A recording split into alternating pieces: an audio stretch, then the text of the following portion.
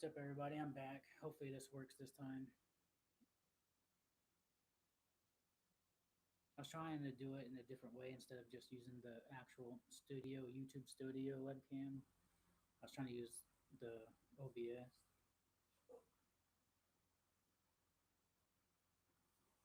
But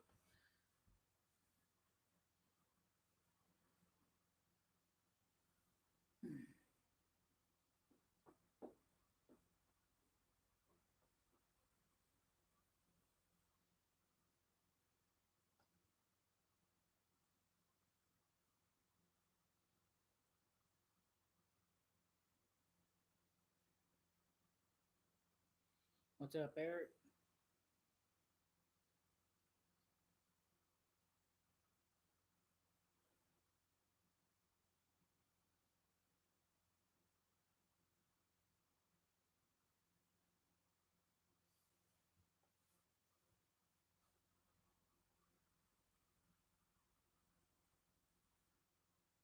Yeah, I know it's bad out here in Plant City too.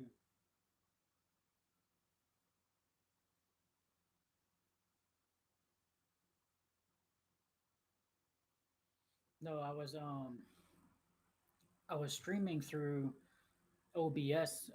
It's an OBS studio system. It's another thing besides YouTube, but I couldn't see none of the comments on it. None of the comments on that OBS. I couldn't figure out how to bring up the comments on it, so I just used a different one now. No, I live in Plant City by the Strawberry Festival.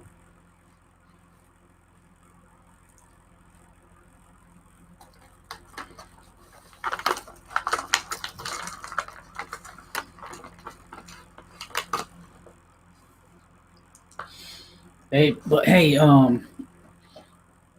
announced that the NCAA football is going to reopen June 1st, where it's going to allow football teams, all sporting, is going to be able to start practicing, and June 1st for the football season for college football.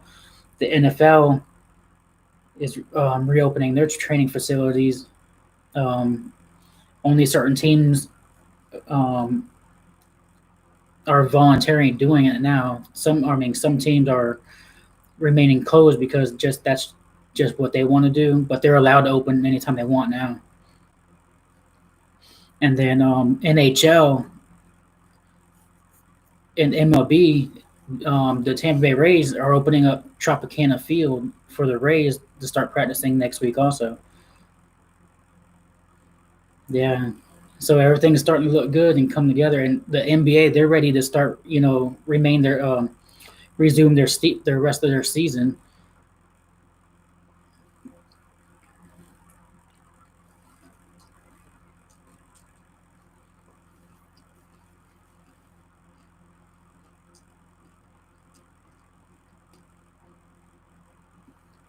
Yeah, I can't wait. Eric, can you hear me pretty good? My girl said that the volume wasn't really that good when I was doing it before. I don't know if it was that OBS or not. Let me see. Yeah, Tom Brady was practicing already. Already, already, already.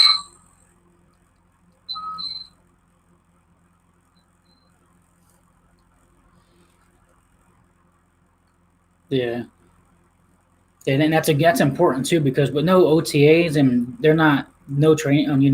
They wasn't everything got pushed back, so that's good that he's working with his wide receivers, especially Evans. I know the other day was Chris Godwin, Cameron Brate, and Scotty Miller and OJ Howard, but this time he had Evans, Howard, Miller, but Godwin and Gronkowski wasn't there this time, and the other quarterbacks was there too.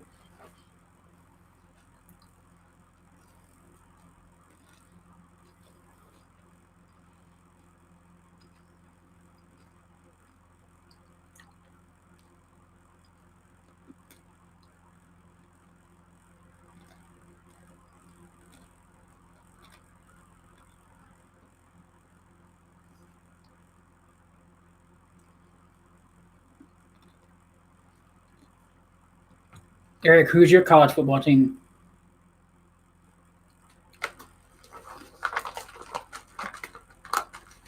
What's up, Jeremy? Yeah, I'm not sure if he's here yet, though. I'm not sure if he is in Tampa yet.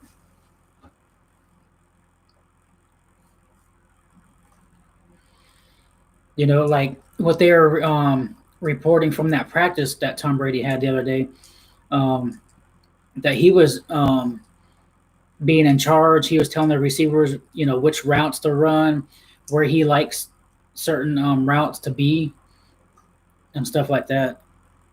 So it was Tom Brady organizing all these practices, and believe it or not, that's not the only practice that they've been having either. I bet they've been doing a lot more, but this is the only one that's really been reported.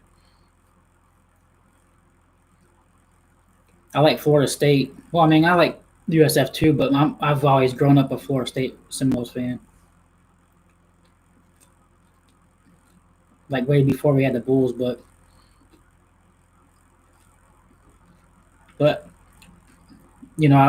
I'll support the Bulls because they're here, locally,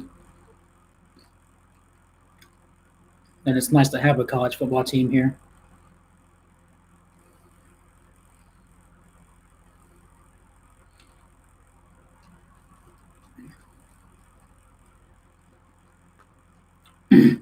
Eric, like we were talking about the other day when I first got this shirt, go to Sam's Club. They're cheap there, but they're sold out of the Tom Brady ones. So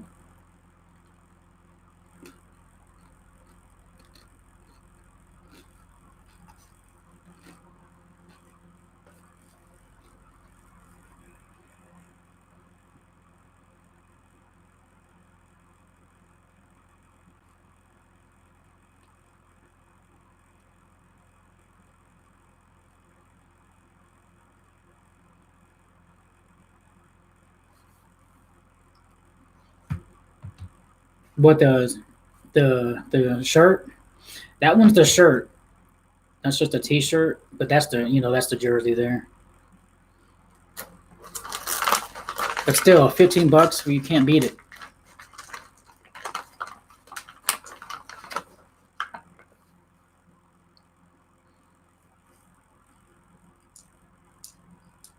Wonder who else is here.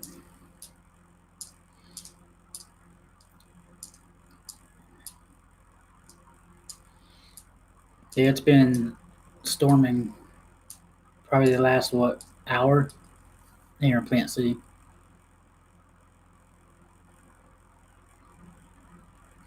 Yeah, I'm just happy that all the news and everything's opening back up. All the restaurants, all the sporting places. I just hope that we have the fans that we're able to go to the stadium to the games and stuff. Which I think the NFL will have the fans in the stands because we play later on. What's up, Lucas?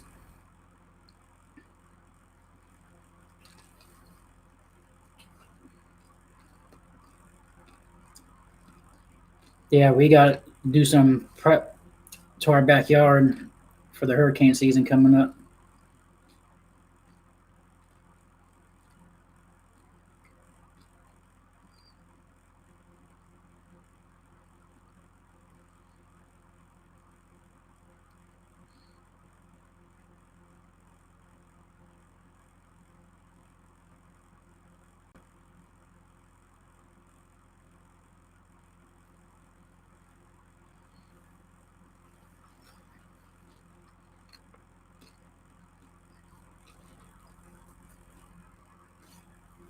You're in San Diego?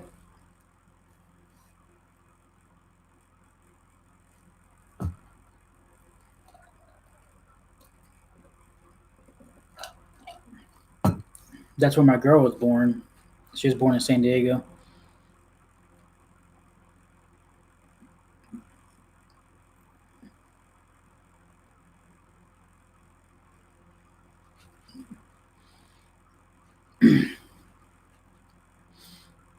And of course, that's where the Bucks won their Super Bowl. It it sucks though that the Chargers left. I thought I don't know why they. I thought San Diego was a good city for for the Chargers. Damn, California has like way too many teams though. I think.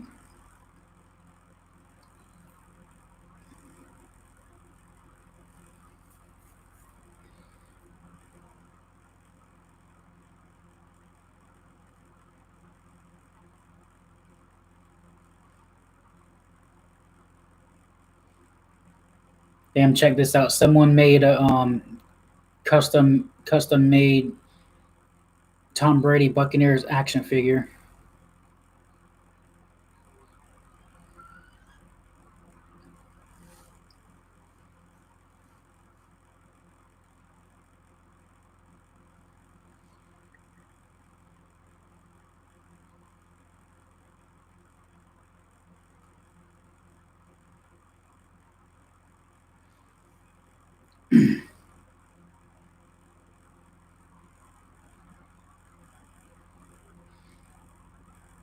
You've seen the Atlanta Falcons sign Deion Buchanan.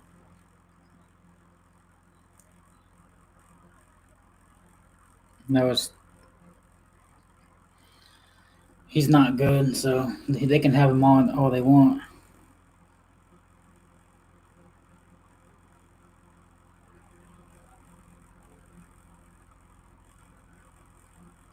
Yeah, and over in hold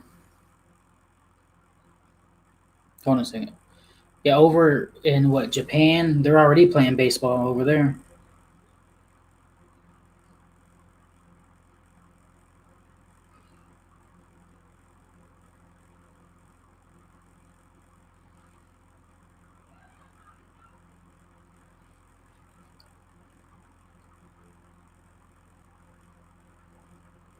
Who's better?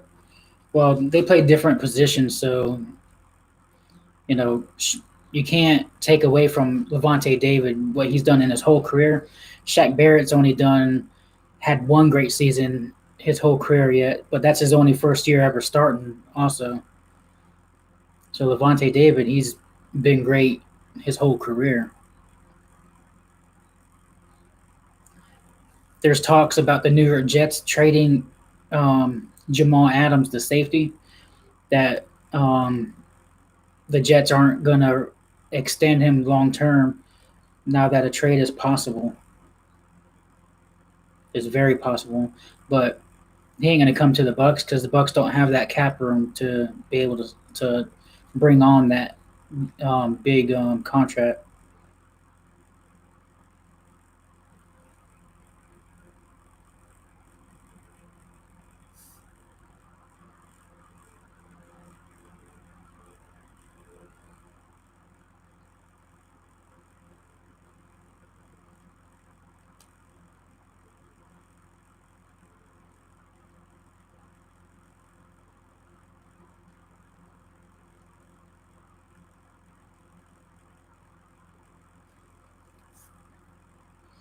What's up, Alvin?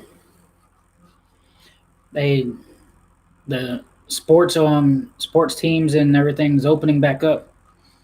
Like the Tampa Bay Rays, Tropicana Field, they're opening up next week. They're Tampa Bay Rays are going to start practicing Monday. Um, yeah, Jameis Winston signed with the Saints on a 1 year deal worth like $1 million.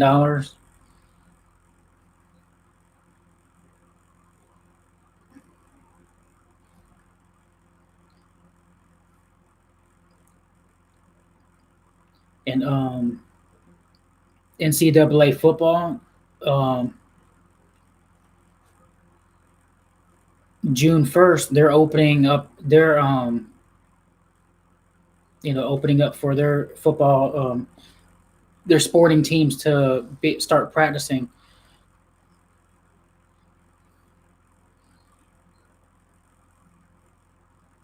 And then over in Japan, they're already playing baseball again. So everything's starting to um, you know come back to normal.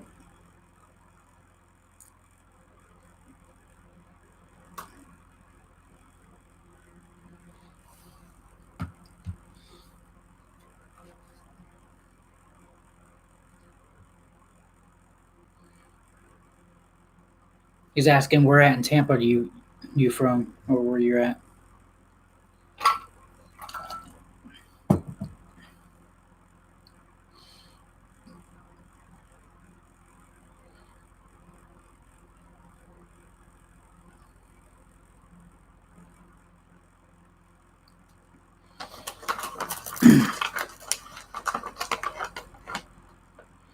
No, I didn't get no Bucks mask. I haven't worn a mask, um, you know, during this whole time.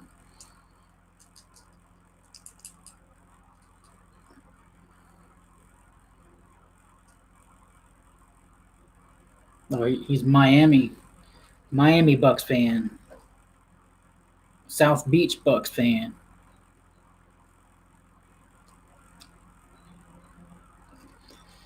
Alvin, I'm going to tell you a funny story. My first time ever going to Miami, I think it was like 2004. Um, it's like when Florida, when we had those four hurricanes come back to back to back. Um, we went down there for work to try to, or we were remodeling a lot of apartments, and I've never been there until that time, until we went there. My first day there. Now I had no idea there was damn iguanas running around wild, like up here it's squirrels. We don't have iguanas running around. So when we went down there, my first day there, I seen the damn iguana, like pretty big, and I want to go catch it, and people are like, no, you know, like all the Mexican guys and stuff. They're like, no, don't touch, don't touch. Like they're trying to tell me that they're mean. They'll like smack you with their tails and scratch you and shit. And I had no, I just thought iguana. I was like, shit, I'm gonna go pick. So I was trying to catch this thing, and they're like, no, it's mean. And I had no idea about a damn iguana running around wild. And then during those 2 weeks we were there, we seen some huge ones that were like size of gators and shit on the like ponds and like laying out in the sun and shit. It was crazy.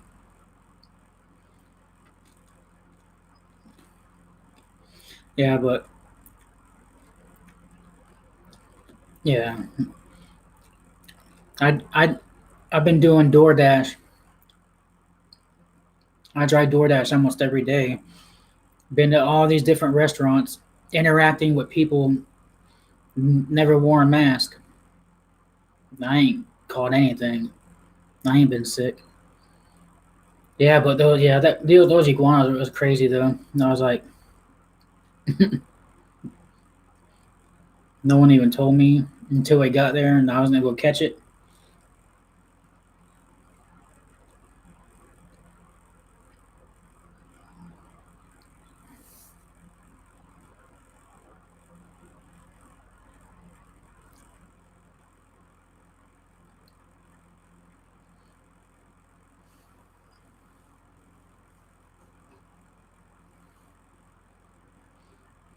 No, but I went to a website and I ordered three jerseys for $55, and they're stitched.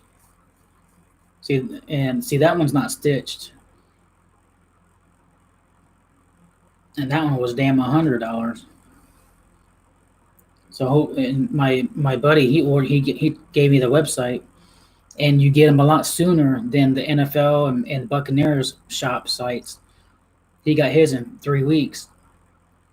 These ones here sitting are taking forever. I had the pure Tom Brady jersey ordered April 2nd, and I still ain't got it. And I keep checking it, and it just says pending. Like, what the hell? But yeah, so the three jerseys I ordered, tell you in a second. It was I know I ordered the red Gronkowski actual jersey. That's just a T-shirt there. I ordered.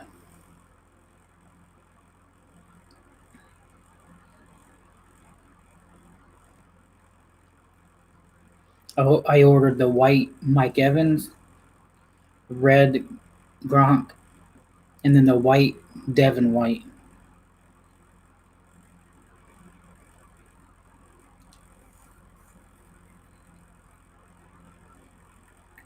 And it says will deliver between 8 and 30 business days.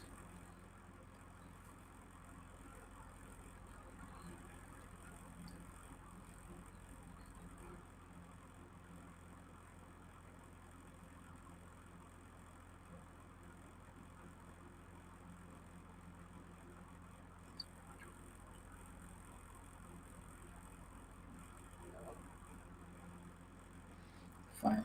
So right now it's already been they've already been shipped.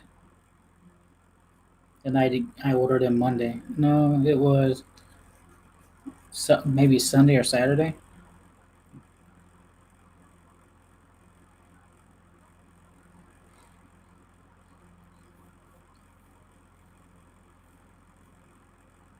Yeah, they've already been shipped out.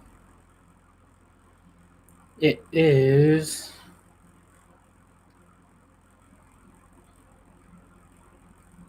I'll show you. It is. And they have custom ones where you can get your own name and number on it too.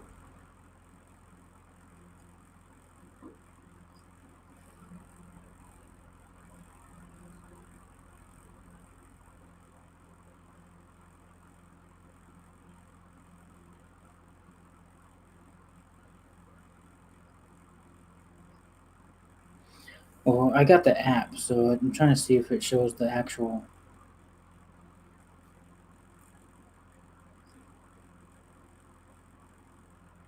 It's called DH. Here, I'll type it in here. Look this up.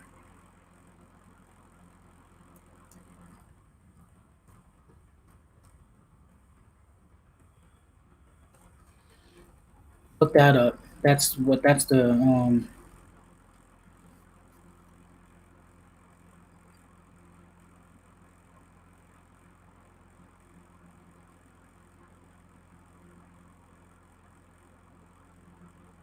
yeah, it's dhgate.com.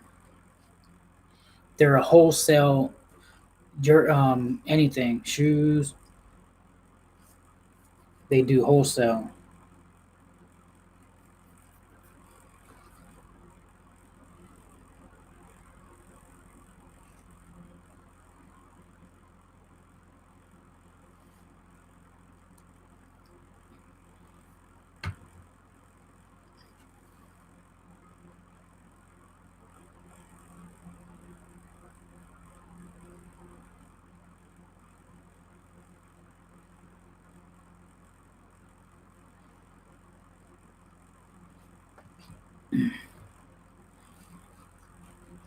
Hold on guys, I'll be right back.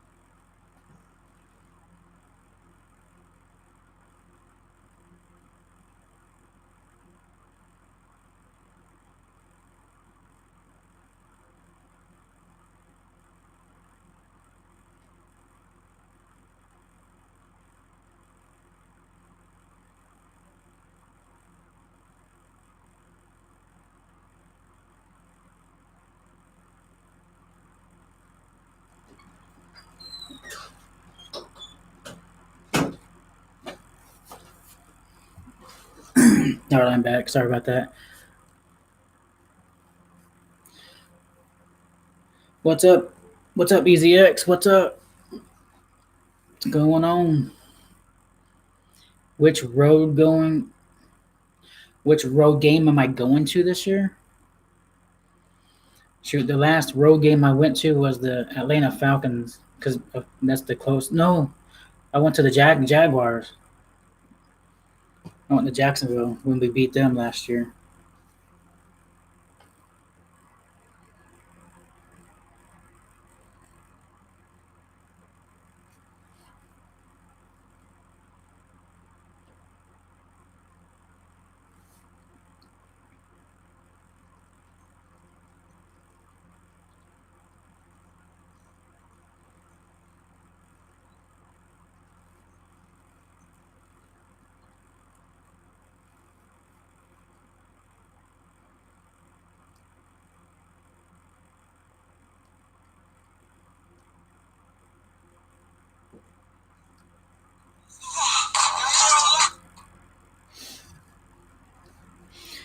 I want to go. I want to go to the Saints. That would be nice. I think that would be fun to go to the New Orleans.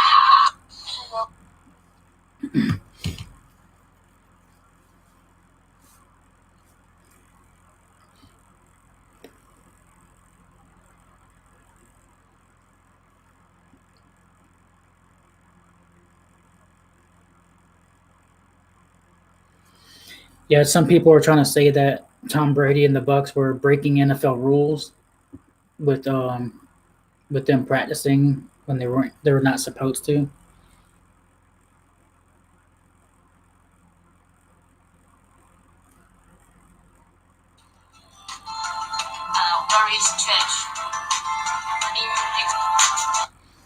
But it's not. They want orange. Tampa Bay creamsicle orange. Don't touch me shirt practicing with some of his teammates. And that man who's following through is Blaine Gabbert, who you can see is already vastly improved with Tom Brady at his side. The presence of that finish. Look at it. I've never seen Blaine Gabbert look like that. And look at those Stockton shorts on Gabbert, showing off the gams, the Gabbert gams. He's not skipping like that. Yeah. Maybe he's on the TB12 system already. Unity pills. I told you to avert your eyes. Chris, avert them again. Because Don Bowie's got one more photograph from the Tampa Bay Times putting up there. Our executive producer, executive producing very well. That is not a Photoshop picture of Tom Brady in a Tampa Bay Buccaneers helmet. Look at that helmet. And look at him, hands on knees, making sure that Gabbert receives the snap properly. Look at Blaine Gabbert's hands. I've never seen Gabbert's hands the way that they are right there. Jacksonville Jaguar fans will tell you about this man's hands.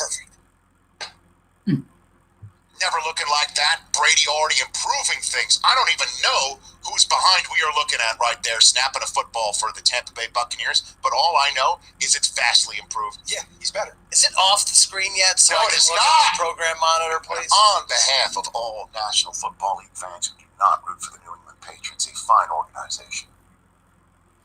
And I know I might be treading lightly because my BFF from the NFL 100 all-time team, my friend Bill Belichick, might frown upon such behavior, but I'm trying to act like a professional as I put myself. Well, I have no explanation for what happened. The fan bases of 31 other teams in the NFL. When I look look at you, Chris Brockman, and I see the rest of Patriots Nation having to see Tom Brady in that helmet and in that creamsicle, not just pewter, it's a creamsicle, don't touch me color. On behalf of all 31 other fan bases in the National Football League, I say the following.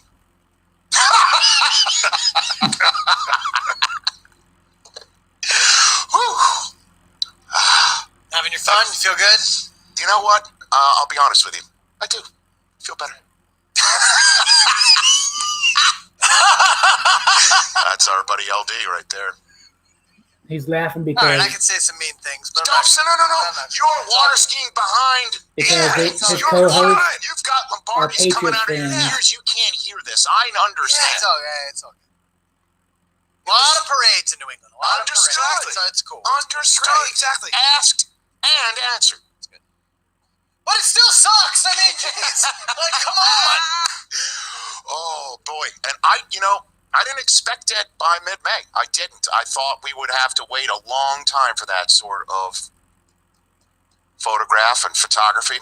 Hey, you watched all the way to the end. Thanks for that. Watch more right here. I just can't wait for the season, man.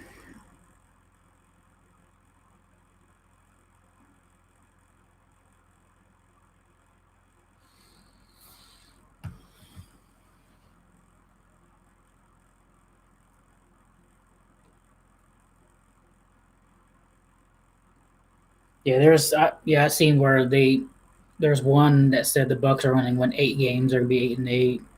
There's a lot of people saying that the Bucks are going to win 12 games. I predicted them to go 14-2, which I broke down on my other video I made the other day that each game that I think the Bucks are better than that team, have more talent, so why couldn't they win the game?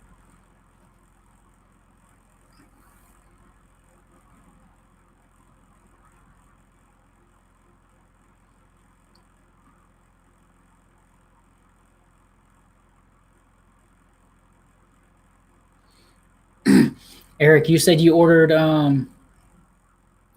Tom Brady pewter jersey a while back.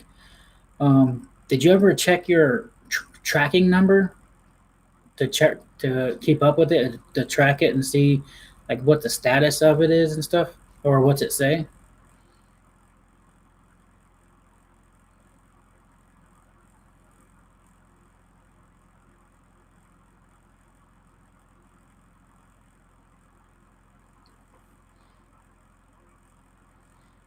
Yeah. Here, I'm gonna check mine real quick for see what mine says.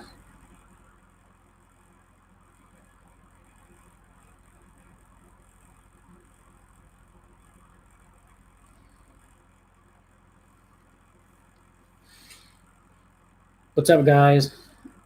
I don't know who else is in here.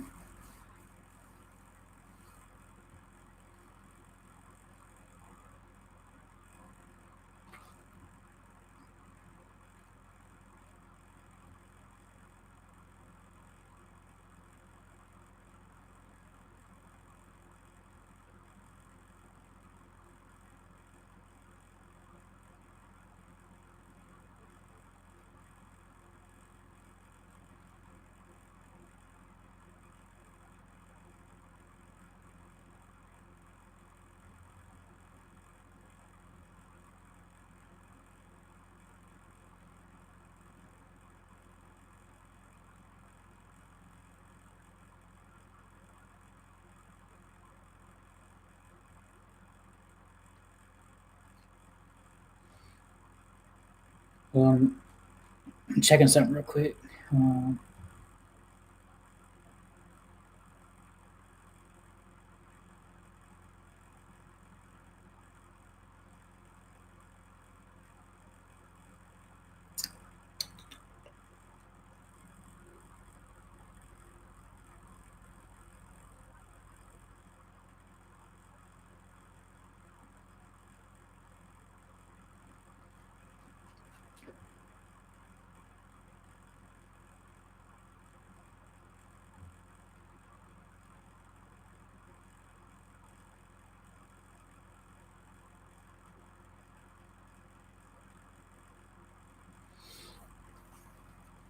So what you guys been doing beside, you guys been watching old games or you guys play Madden or anything like that?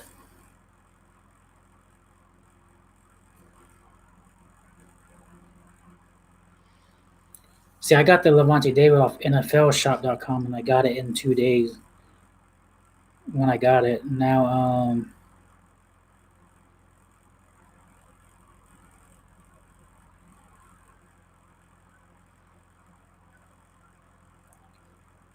the Brady Pewter one I ordered off of Buccaneers shop.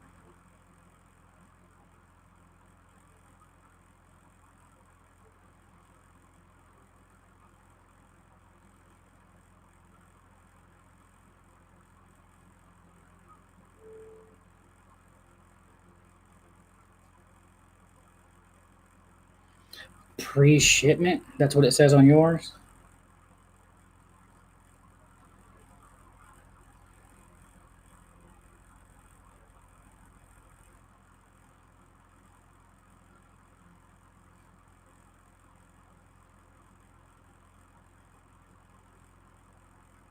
Pre-shipment means I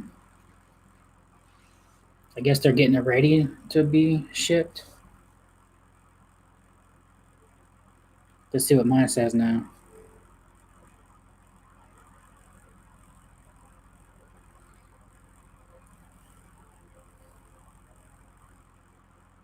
Fuck. See, my shit still says pending. See where there still says pending.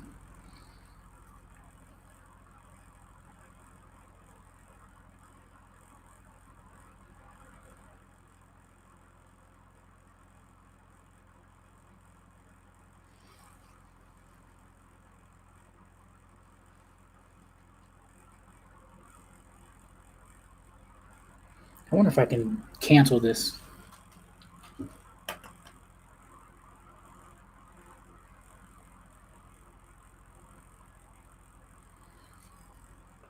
I'll cancel it and order the one off that one website and get it in a week or 2 weeks. Yeah, pre-shipment should be where it's about to be shipped. If you ordered it, you know, before I did, you should be getting it soon. I know mine says July 17th. That's a whole month and a half. 2 months if you count this month, the rest of this month.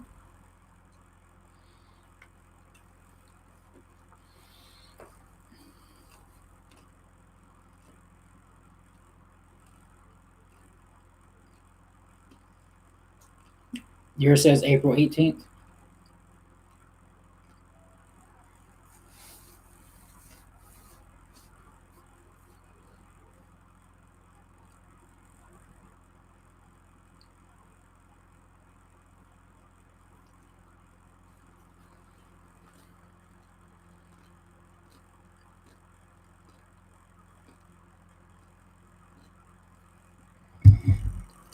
There was a video I seen on Twitter.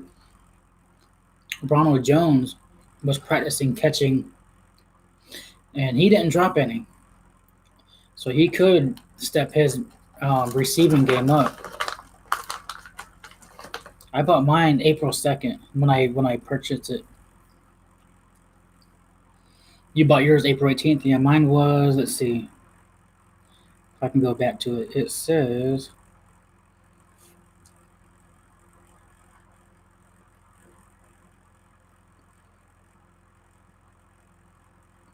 The 8th. Sorry about that. It was April 8th.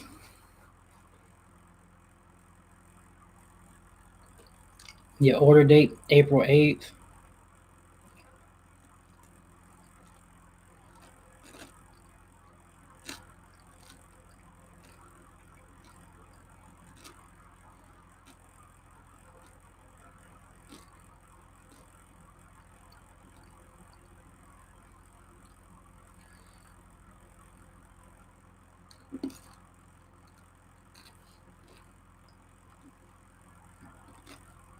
But anyway, like I was saying though, Yeah.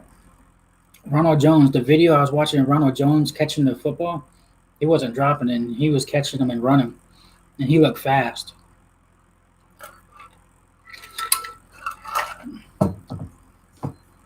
So if he can surprise a lot of people by the passing game, he could be a weapon.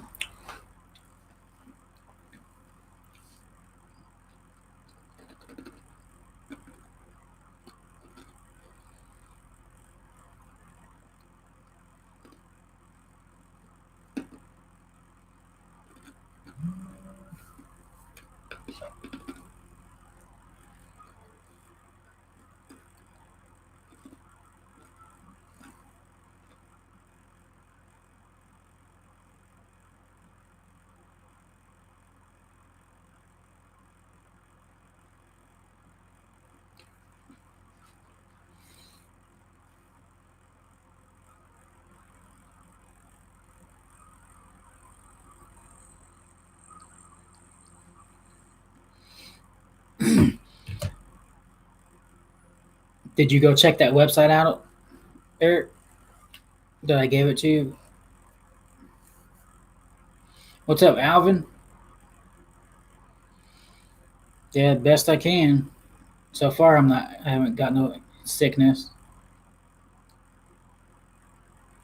or my family. Got sunburned though from being in the pool today for a while. What you been up to?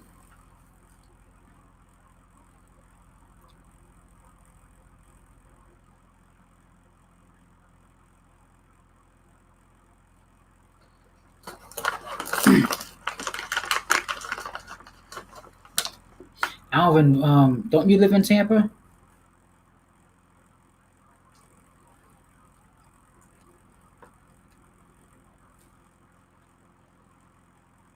Oh, by the way, I'm eating these M&Ms. They're the new fudge brownie kind.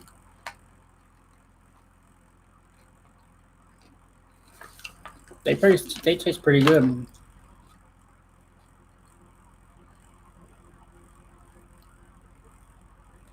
Oh, that's right. You're in Washington D.C.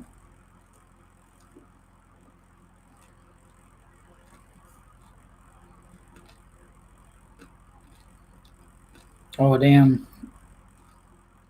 So you got to be extra safe working with the COVID patients and stuff.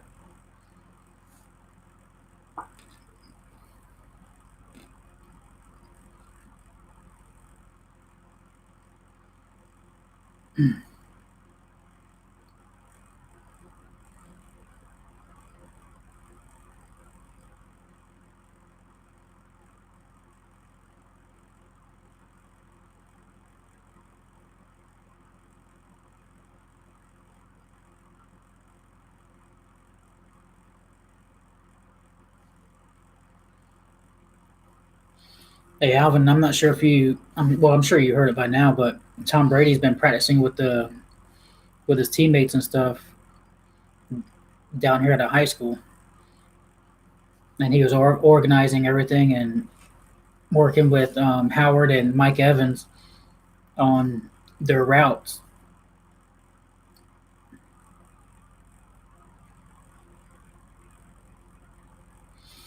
Yeah, the weather here, it was hot all day, no clouds in the sky. Then all of a sudden, 7 o'clock came around, dark, pouring down rain, lightning, windy, tornado warnings, all kind of shit.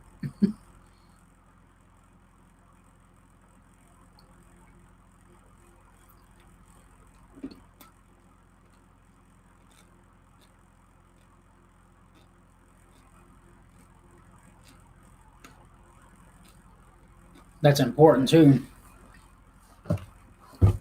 Now, I can't wait till Evans, Godwin, Gronk, and Howard are all working together at the same time.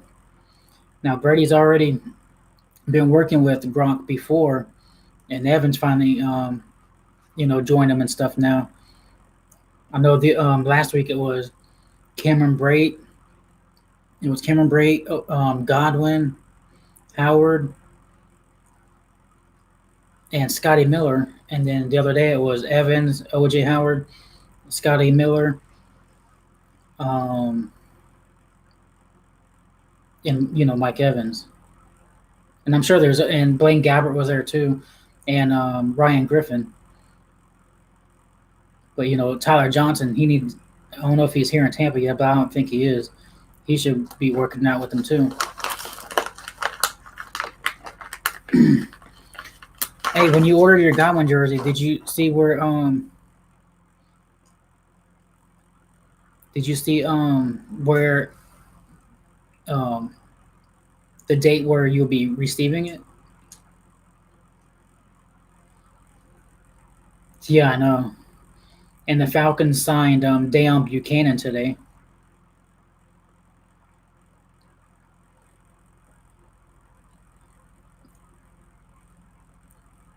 Buccaneers 54. Don't you said you live in? I remember. I think you live in St. Pete. I believe you said. Am I right?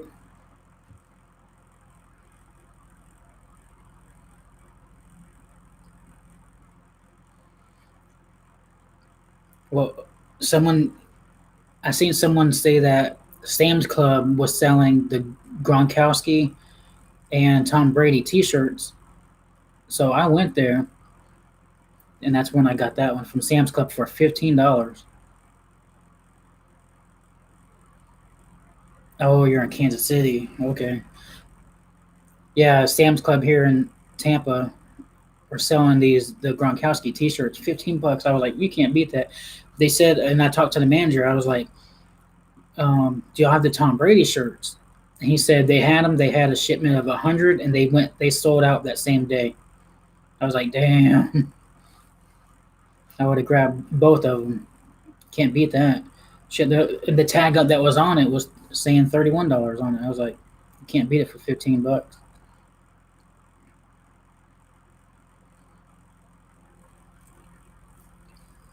Well, yeah, they just won the Super Bowl. And they ain't won the Super Bowl shit since what? Super Bowl one?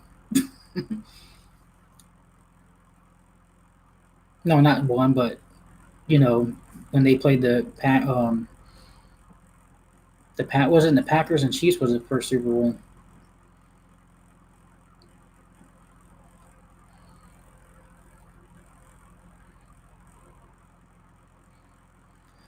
Well, Trevor Lawrence, but we already know we ain't gonna be in a draft position to pick him unless they trade somehow the number one pick.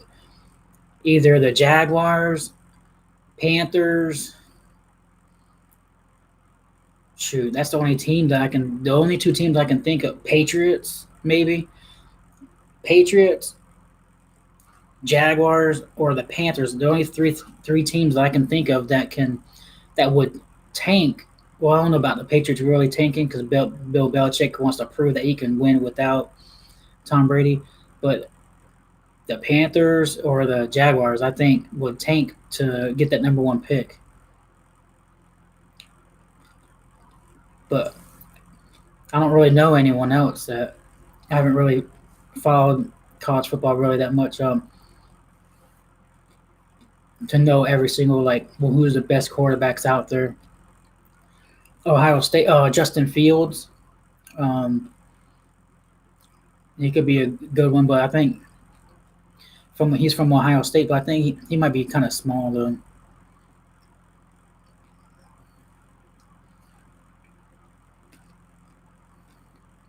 Haven't really heard anything about Percy Harvin ever since he made that video of him running saying he wants to come back and play. There ain't nothing been about him. What do y'all think about Mike Tyson and Evander Holyfield having another fight? Mike Tyson's coming back.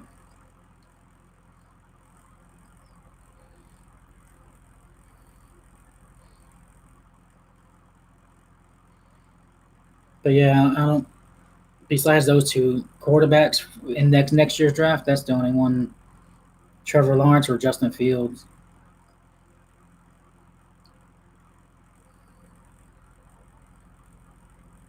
Yeah, Mike Tyson looked good for his age in that video.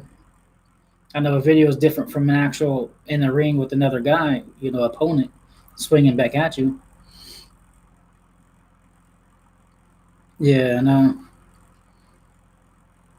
And another thing too, I don't see who would be available next year as in a free agent. You know what I mean? Hey, you never know. There could be these quarterbacks that's a surprise, and like a Tom Brady, you know, um, how he was a surprise like 6th round pick and stuff, and then no one ever thought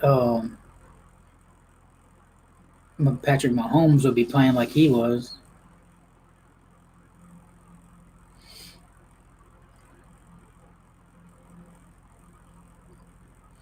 Yeah, not even stepped a foot on a football field as a team, and everyone's already trying to knock us down like we're the defending Super Bowl champs. I just hope these young guys, these young players, because we do have a lot of young players on our team, are what's the word I'm looking for? Like can step up to the occasion with the spotlight on them, and don't try too much. Don't try to do too much. Just do your assignments, and you know let your teammates do their job and you do your job, and I think they will do just fine. That's where a lot of players mess up, is where they overthink stuff, and then they're going to move out of their spot and then leave a guy open.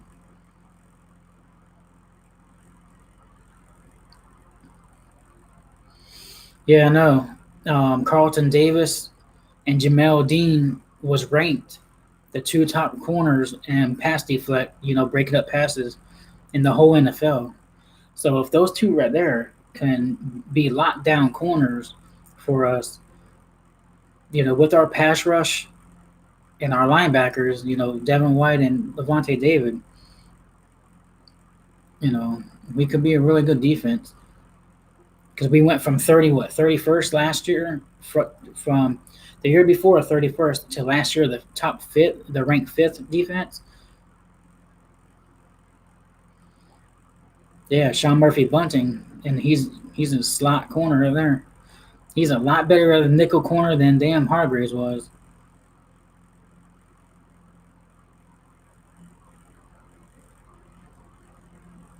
Oh yeah, back then.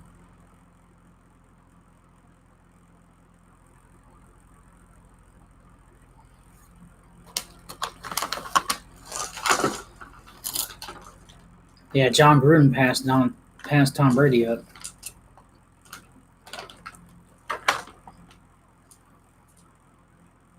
So this is his 20th. So 2000. Yeah. I'm trying to remember way back in 2000. Who did we draft our number one pick, or not number one pick, but our 1st round pick in 2000? No, I don't remember way back then. That's damn 20 years ago. Oh yeah, yeah, duh. Yeah, Mozzie Wilkins. He's coming off of. I thought he's coming off of a bad injury though. Didn't he tear his ACL or something? Yeah, it was Dungy 2000. Who the hell? We have Brad Johnson, Sean King.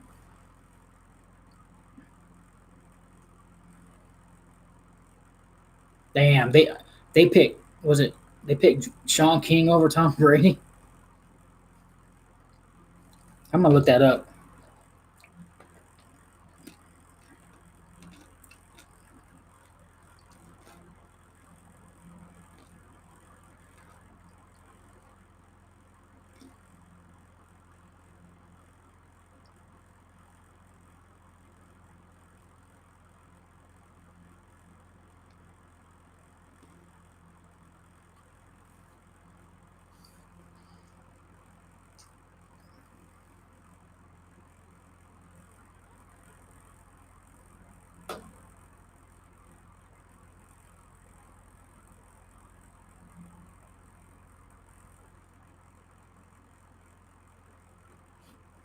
Let me see if I can find that real quick.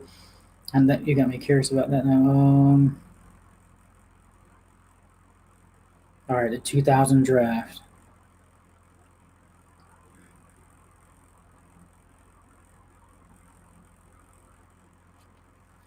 Damn. The first overall pick in 2000 was Courtney Brown, Cleveland Browns.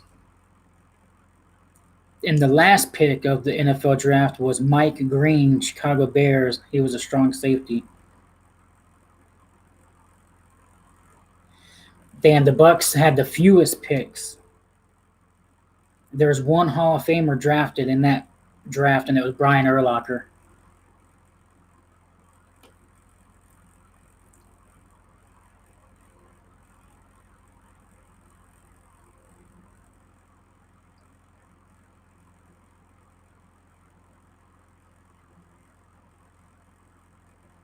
Steelers picked Plaxico Burress in the first round, 8th pick overall.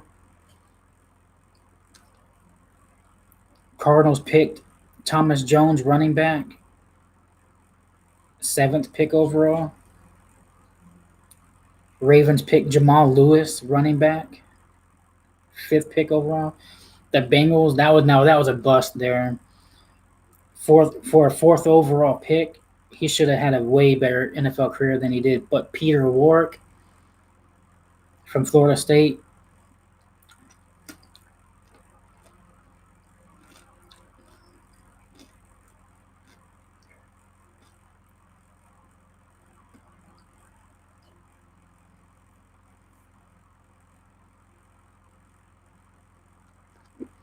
Damn, the Bucks didn't have a first-round pick in 2000.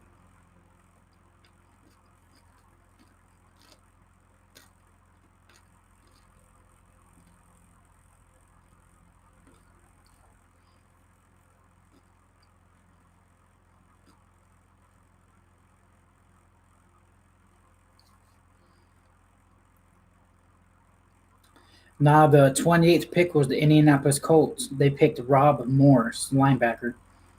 Anthony Becht went to the Jets, 27th pick. Vikings picked Chris Hovan in the 25th pick. 49ers picked Ahmad Plummer, 24th pick. The Rams picked 31st running back Trung Candidate. I remember him. Then the Browns in the second round, first pick in the second round, picked wide receiver Dennis Northcutt. Let me see who the Bucks' first pick of that draft was.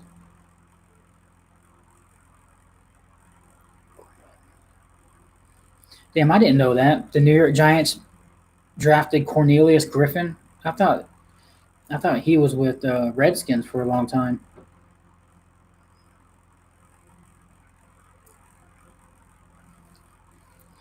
The Raiders picked Jerry Porter in the second round. Oh, damn. So the Bucks picked their first pick of the draft was in the second round at 51, and it was Cozy Coleman, the guard.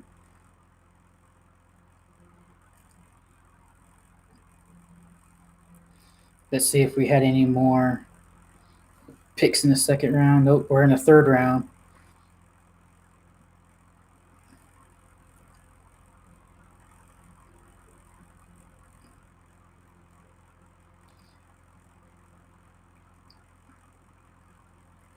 The Bucks picked their second pick of the draft was in the third round at pick 90.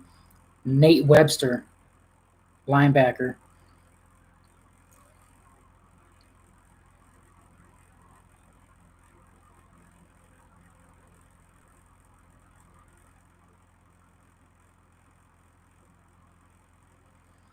Yeah. But they must have traded that first round pick or something because on here it don't show the Bucks having a first round pick.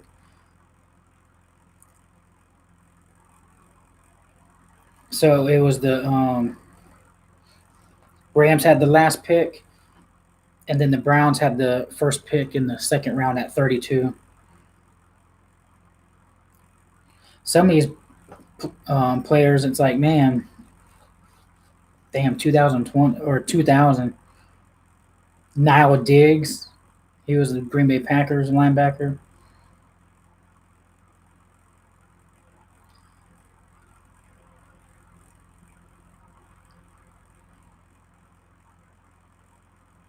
Cooper Carlisle, he played for the Bucks for a while, but he was drafted by the Broncos. I remember when they signed him. He was like a backup guard for the Bucks.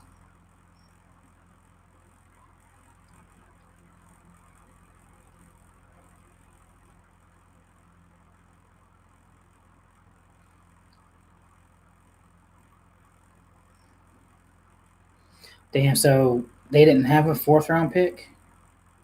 Yeah, it said on here too that the Bucks and I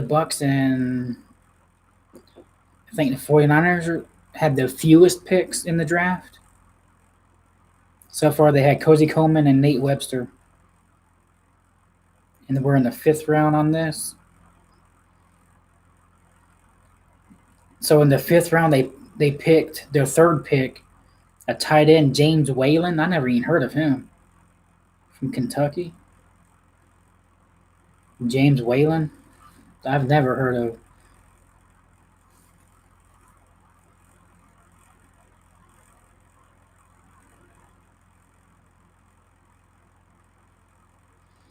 Oh yeah, I know. Well, I remember the Bucks were a good team. I don't know if it was before we won a Super Bowl or maybe it was after. I think it was before. Um, no, it was after. I'm trying to remember exactly.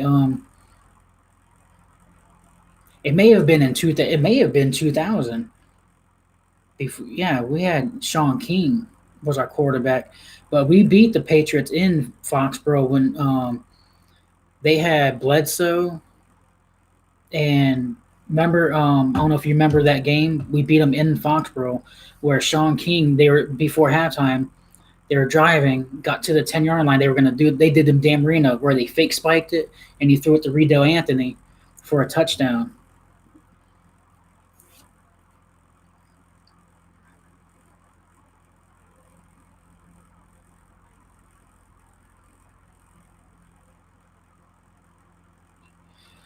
The Saints picked Chad Morton. I remember him at kick returner. Yeah.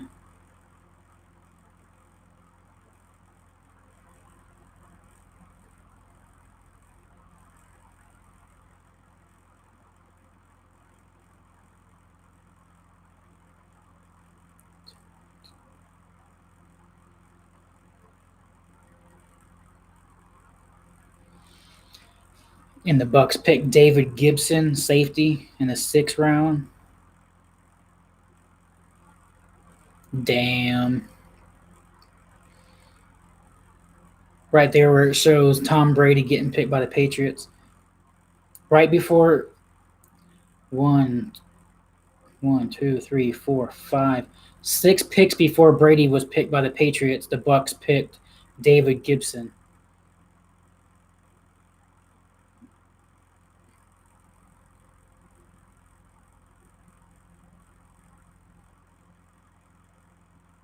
That's crazy.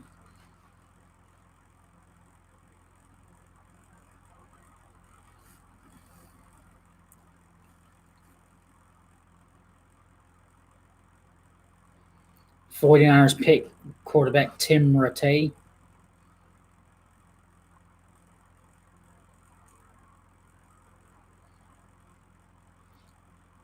Yeah, and Tom Brady was a complimentary pick too, or a complimentary pick.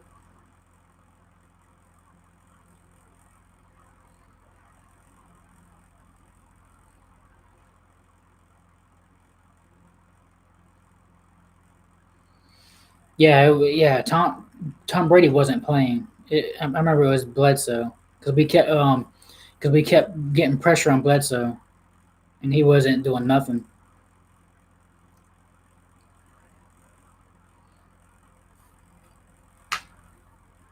Let's see who our first draft pick was in 2000. 2001.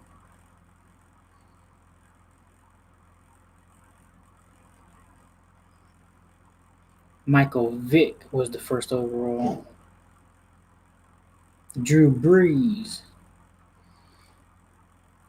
Falcons, Michael Vick.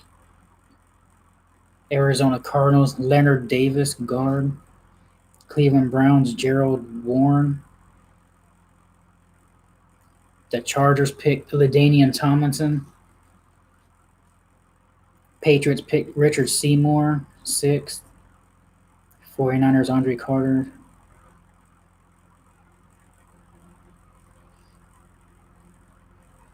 Jaguars picked Marcus Stroud. The Bucks picked at 14th Kenyatta Walker.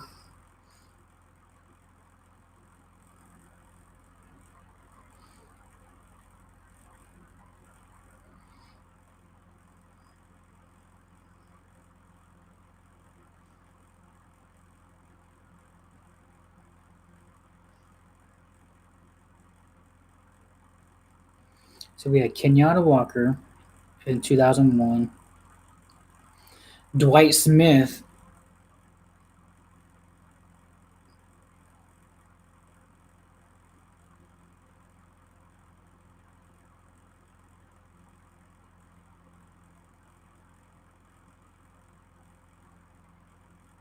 We didn't have a second round pick, so they picked Dwight Smith in the 3rd round.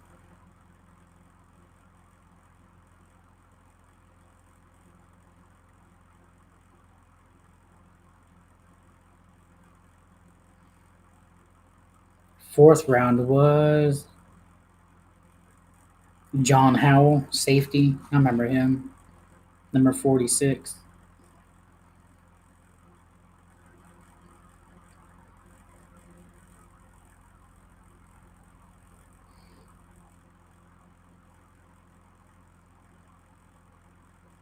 Then we drafted Russ Hochstein, guard.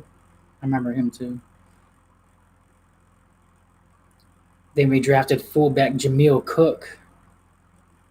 See, back then, fullbacks were a thing in the NFL. Then we picked Ellis Wims, defensive tackle, in the 6th round. Damn. And he was a big part of our defensive line for a 6th round pick. Super Bowl champ.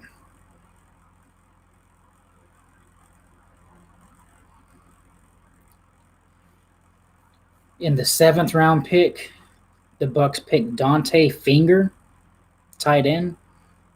I never heard of him. He must have got cut in the preseason. And then in the 7th round, they picked safety Fan Merrill.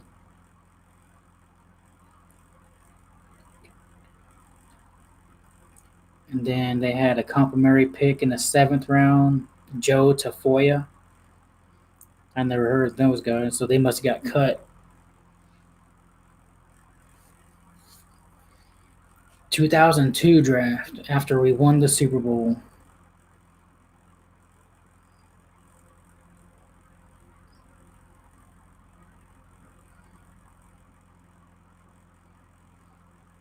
Let's see who we picked. The first pick was David Carr, Houston Texans. Carolina Panthers picked Julius Peppers. The Lions picked Joey Harrington, which was a bust. Buffalo Bills, Mike Williams, offensive tackle. Chargers, Quentin Jammer. Dallas Cowboys, Roy Williams, the safety. The Colts picked Hall of Famer Dwight Freeney at the 11th pick overall. The Saints picked Dante Stallworth. Giants picked Jeremy Shockey.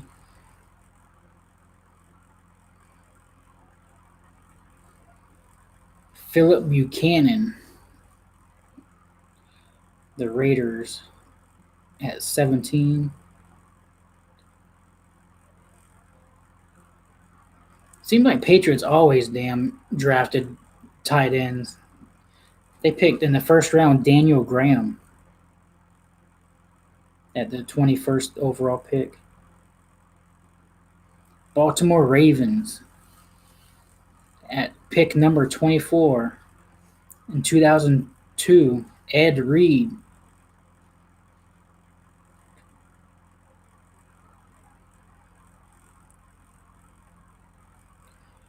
Lito Shepard, Philadelphia Eagles. Mike Rump, 49ers. Jeremy Stevens, Seattle Seahawks. Mark Colombo, Chicago Bears.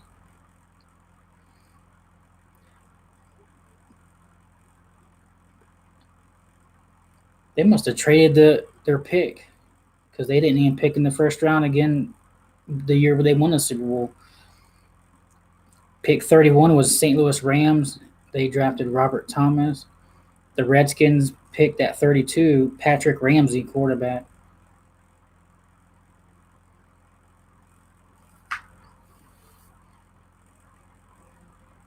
So let's see if I remember.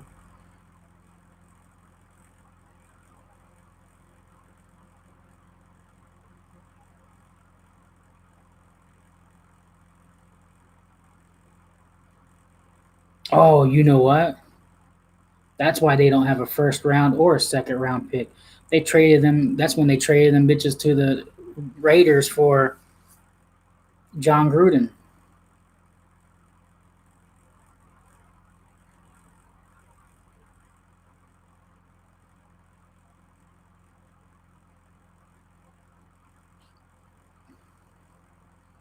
Yeah, I remember that. Yeah, that's right. They didn't. They traded their first and second round picks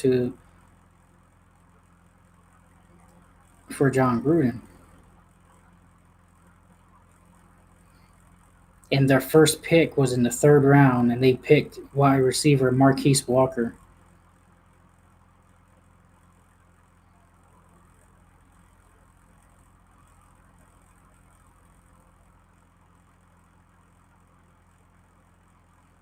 And then they drafted running back Travis Stevens.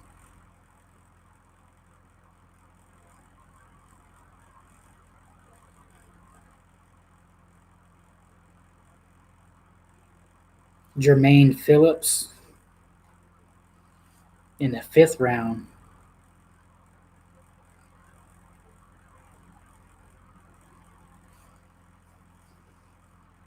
John Stamper, defensive end. They picked in the sixth round. It's crazy going back to looking at all these draft picks from back in the day.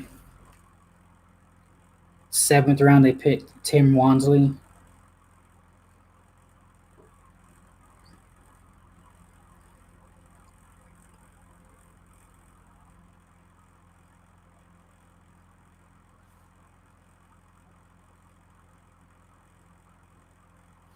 Yeah, I know. So 2003 draft. Now, is this the year that I don't know how they have it? Like if it's on this Wikipedia, if it's the year or the year after.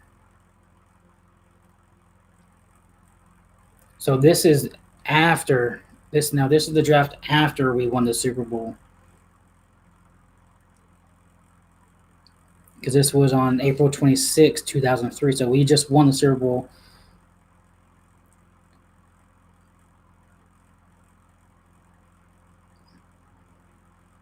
The first pick was Carson Palmer.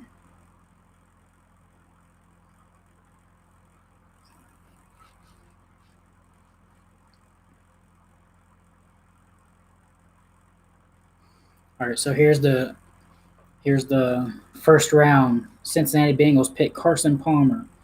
Detroit Lions picked Charles Rogers, he was a bust. Houston Texans picked Andre Johnson. New York Jets picked Dwayne Robertson, defensive tackle. Dallas Cowboys picked Terrence Newman, cornerback. Saints picked Jonathan Sullivan, defensive tackle. Jaguars at 7 picked Byron Leftwich, which is our offensive coordinator. Pick number 8, Panthers pick Jordan Gross, offensive tackle. Number 9, Minnesota Vikings pick Kevin Williams, defensive tackle. The Ravens pick Terrell Suggs at pick number 10. Seattle pick Marcus Trufant, cornerback. The Rams pick Jimmy Kennedy. Patriots pick Ty Warren. Chicago Bears pick Michael Haynes, defensive end.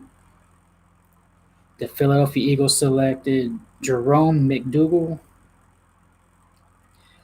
Pittsburgh Steelers picked Hall of Famer Troy Polamalu. Cardinals selected Bryant Johnson. I remember when they did it. I thought he was going to be good.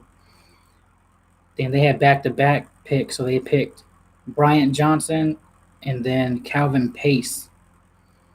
The Ravens picked Kyle Bowler, quarterback, which he wasn't good. Cleveland Browns picked Jeff Fang, center. Chicago Bears picked Rex Grossman. Buffalo Bills. When I see these guys, I'm like, damn, like Rex Grossman got picked before Willis McGahee, Dallas Clark, tight end. Kansas City Chiefs got Larry Johnson, running back. Andre Woolfolk. Nick Barnett. San Diego Chargers, Sammy Davis. Oakland Raiders, Nnamdi Asomugha. I thought he was good.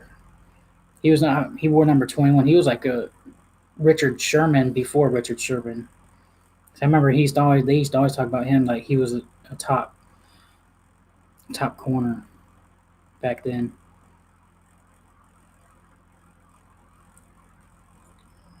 Chicago Bears, Charles Tillman. All right, so here's the pick for John Gruden, because the Raiders had back-to-back picks. They had the 31st pick because they were in the Super Bowl with the Bucs. Then the Bucs pick Raiders had, so they picked Nnamdi Asomugha and then Tyler Brayton, defensive end, in back-to-back picks.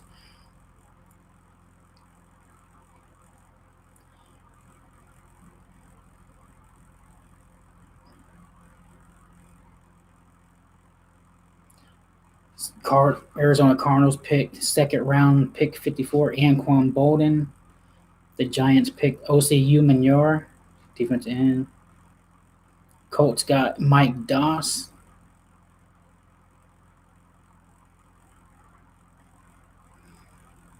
So the Bucs did have their second round pick at least. They picked defensive end Dwayne White.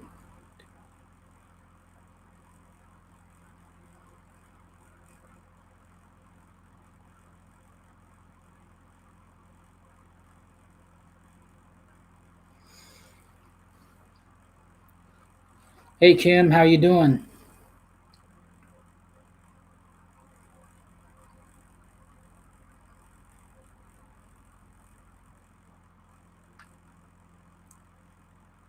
Giants. I remember him, that tight end, Visante Shanko.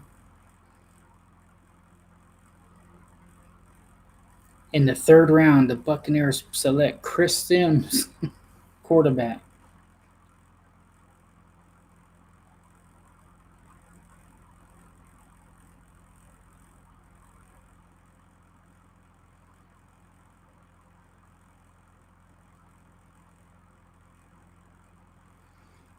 Lance Nemo.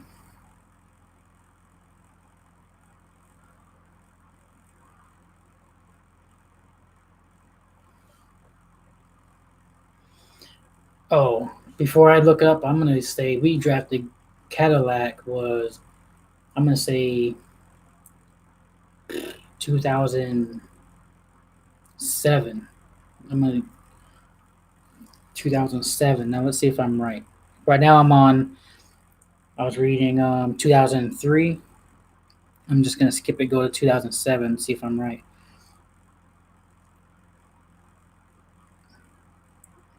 Player selection. 2005.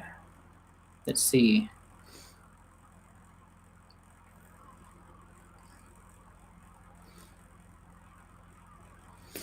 And this one has a lot of good players it's showing. All right, here we go. Oakland Raiders, first overall pick, Jamarcus Russell. Detroit Lions pick Calvin Johnson. Cleveland Browns select Joe Thomas. Tampa Bay Buccaneers at 4, fourth pick overall, which, rest in peace, they picked Gaines Adams, defensive end, which he died after we traded him to the Chicago Bears. Ted Ginn, Miami Dolphins, damn. And he's still playing. That's crazy. Patrick Willis, San Francisco. Marshawn Lynch, Buffalo Bills. Darrelle Revis, Jets at 14. We got fucking Gaines Adams, and we passed up on Marshawn Lynch, Darrelle Revis, Lawrence Timmons.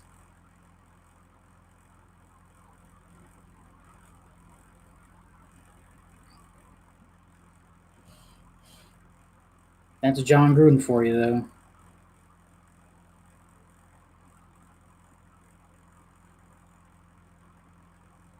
Eric Weddle, Chargers. He was a second-round pick. So I'm going to go back to 2005 and see if that's the year.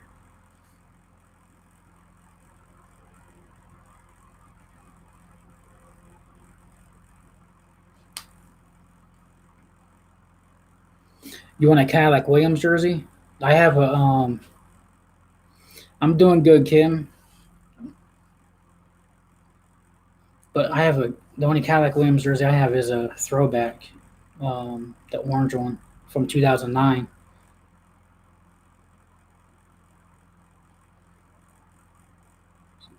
Oh shit! All right, this is the year. Yep, this 2005, because this is the year that Aaron Rodgers was picked. So they, of course, we all know that. And Ryan Fitzmagic.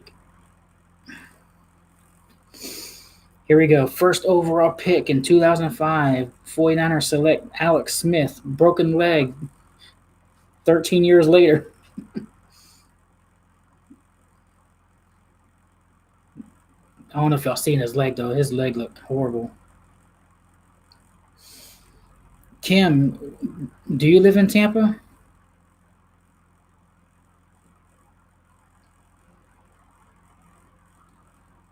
Miami Dolphins selects Ronnie Brown, running back, second pick overall. That's kind of high for a running back, too. Brown selected Braylon Edwards. Chicago Bears selected Cedric Benson. Tampa Bay Buccaneers select Cadillac Williams at fifth pick overall. Adam Pac-Man Jones, Tennessee Titans, sixth pick. Troy Williamson, seventh pick. Antrell Roll, eighth pick. Carlos Rogers, Redskins. Detroit Lions, Mike Williams.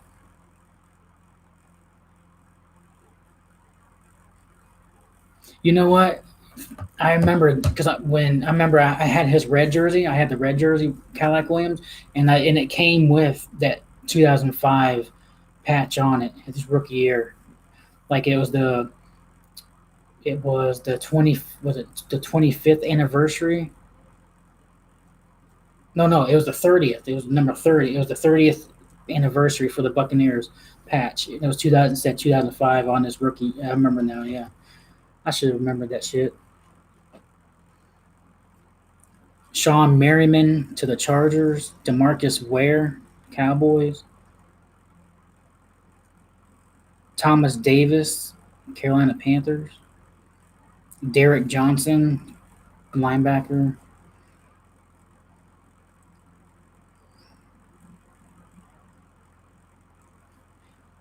Matt Jones to the Jaguars. I remember that. I remember him. He was a quarterback in college. Aaron Rodgers, 24th pick to the Green Bay Packers. Roddy White to the Falcons. Jason Campbell to the Redskins.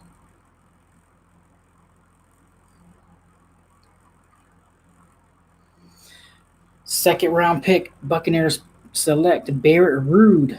I remember him.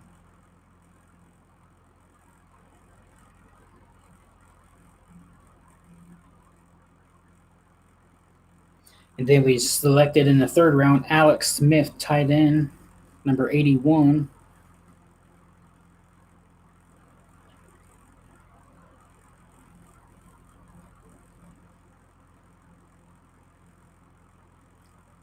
Chris Colmer in the third round.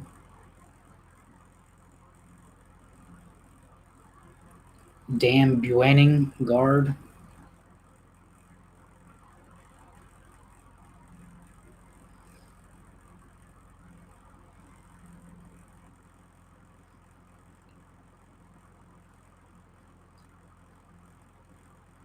Dante Nicholson. I thought he was going to turn out to be a good player.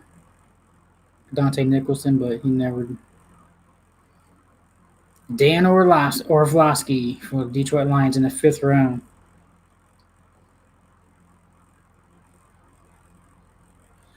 Yeah, shit. Cadillac Williams ran all over the Falcons and the Packers. We beat the Packers in Green Bay that year. I remember that because they were like, damn. It was like the first time we beat them in Green Bay in a while.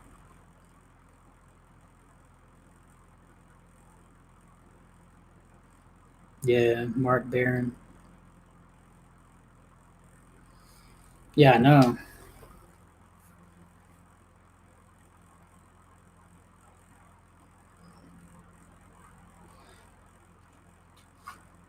Like some of these I'm reading, like I remember them being a good player for these teams, and they were late round picks. Like remember Gerald Sensible, the safety? He was a decent player, and he was a fifth round pick.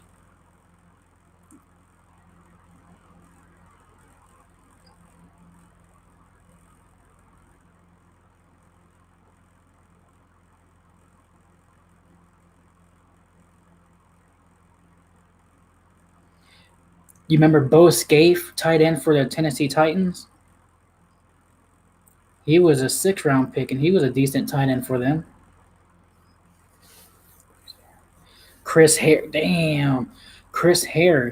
Remember Chris Harris, the safety for the Bears? He was a sixth round pick. Shit, he was good. Cedric Houston, a running back for the Jets. He was a running back.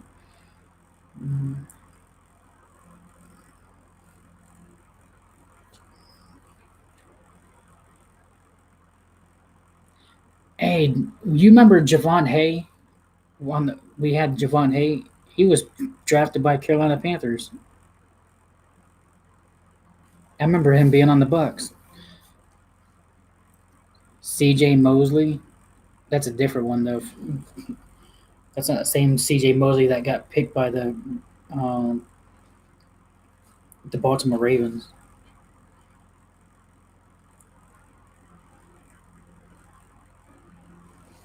Joel Dressen, the tight end.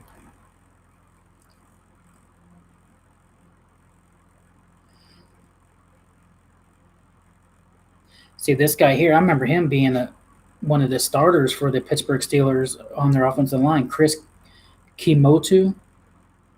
And he was a sixth round pick.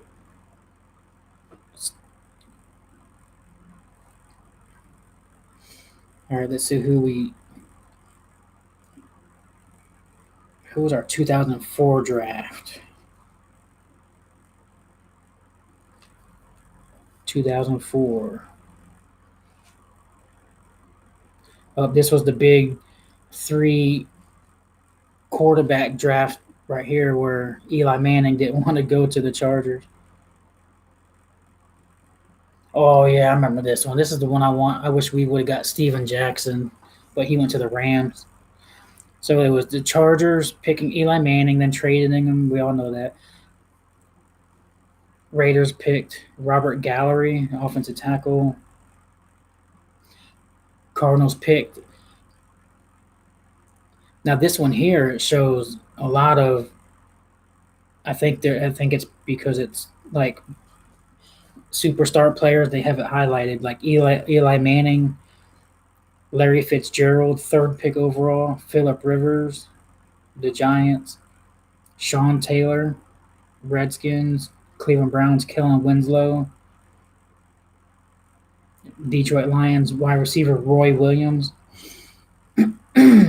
Falcons D'Angelo Hall, Houston Texans Dunta Robinson, pick number 11, Pittsburgh Steelers Ben Roethlisberger, then the Jets Jonathan Vilma,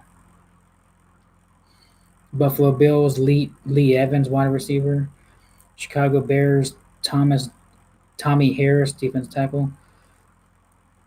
Tampa Bay Buccaneers could have picked this guy in the second round, but they picked him Michael Clayton.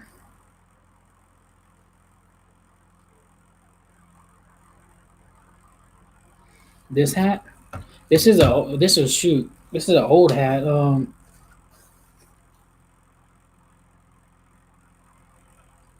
This is like a draft hat from.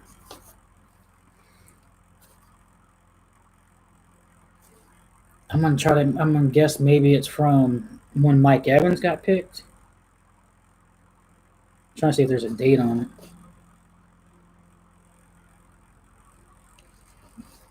Maybe when. I think it's when Mike Evans got drafted.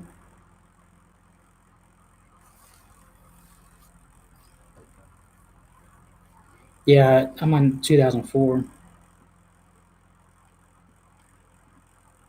I don't know if they still even make these ones anymore.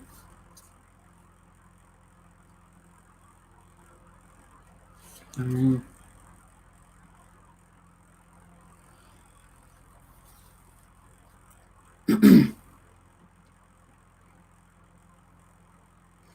have a couple of hats that I don't even wear anymore, but because I don't see, I'm always been a fitted guy where it's fitted. But um, I bought some of the snapbacks just because the front of it looked really cool. Here, I'll go grab some of my hats and I'll show it to you. Some of them I don't even wear. Um,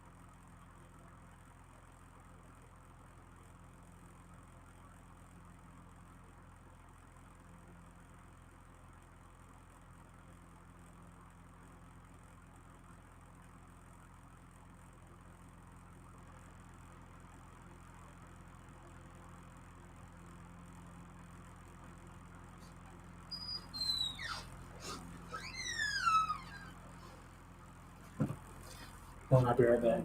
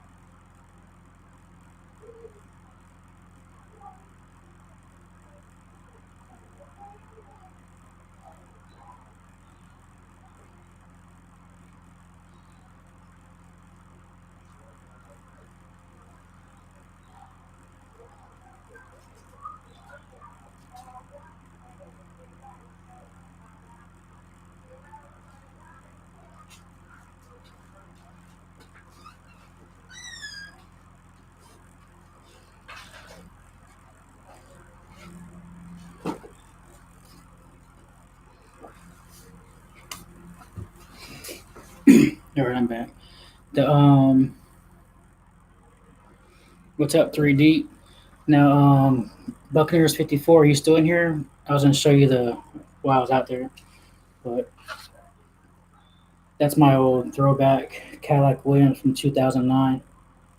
The last time they wore the throwback.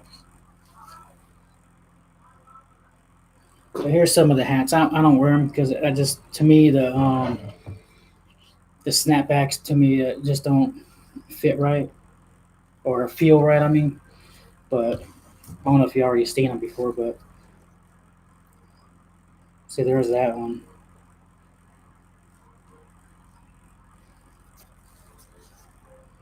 But I got it because I thought it was cool looking how it was like chrome the shine. There's that one, and then the same one but a different color like the gray.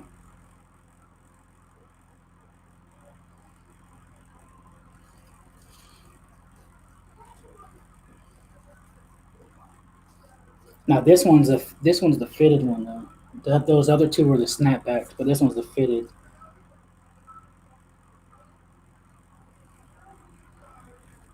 So that was the fitted one.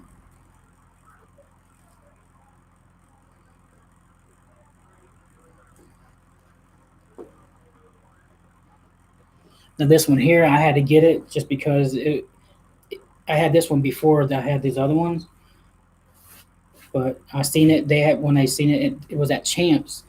It wasn't even at Lid's locker room, so I seen it and they had it like in a glass case with the lights on it, and I was like, damn, that thing looks badass. I had to get it, but it's a white and gray with chrome.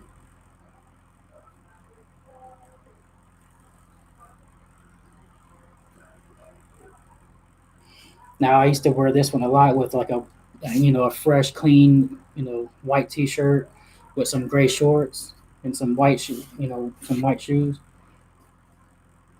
Look, that one there looked nice. Now this one here was also a rare one, but it's a snapback. But don't ever leave your hats on the couch or anywhere where your puppy can get it because he chewed the shit out of it right here and it got all messed up. But it's like gator. It's like gator skin, kind of, but it's gold. Oh, so mad. I was like, oh my god, and it's like he fucked it up. I don't even wear it. I used to wear this one with a white shirt I bought with the like the shiny gold Nike shirt from Champs. Whenever I got it, he ruined that one.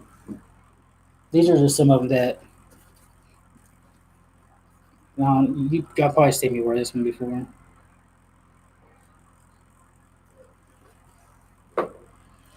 And then I had bought two of these. Um, I bought this one and the throwback orange one, the same exact one, but the throwback. I liked it because it had the big flag behind it, and it's the fitted.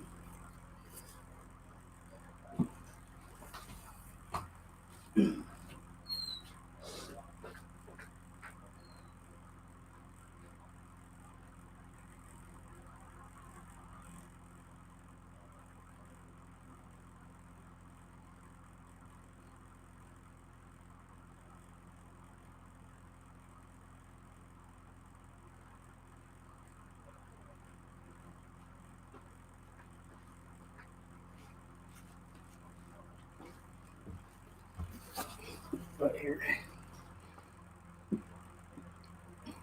that's the fitted one.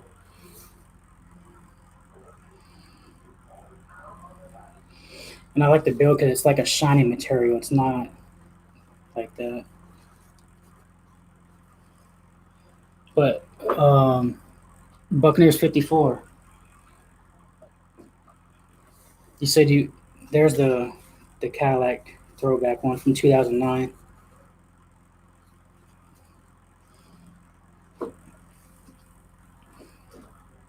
I actually ordered that jersey from,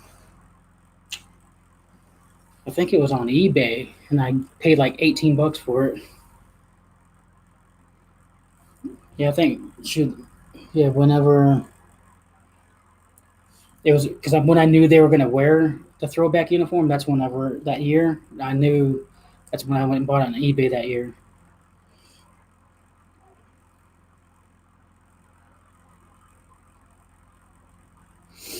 But that's some of the hats. I don't. I just don't. I've never been a fan of like the snapback, but that's not all of them though. I have some other ones that's but the other ones you pretty much see me wearing them on my videos and on here.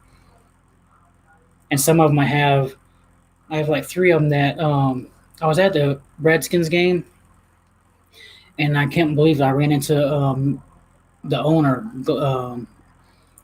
Joel Glazer. He was walking around in the hallway, just shaking people's hands, and he seen me and my buddy. He's like, "Have y'all ever been to the owner's suite for a game?" And I was like, "No." And he's like, "Would y'all like to come?" So he invited us up there. So I got an actual game football signed by James. I got it. Well, I got it signed by Jameis afterwards. It has a picture of Jameis Winston on it, and it says owner suite. And I got like three hats from being in the owner suite, and it says the owner suite 2016. And he signed, he signed one of them. But they're just plain. They're not like they're just a. I'll go get it real quick. Might as well.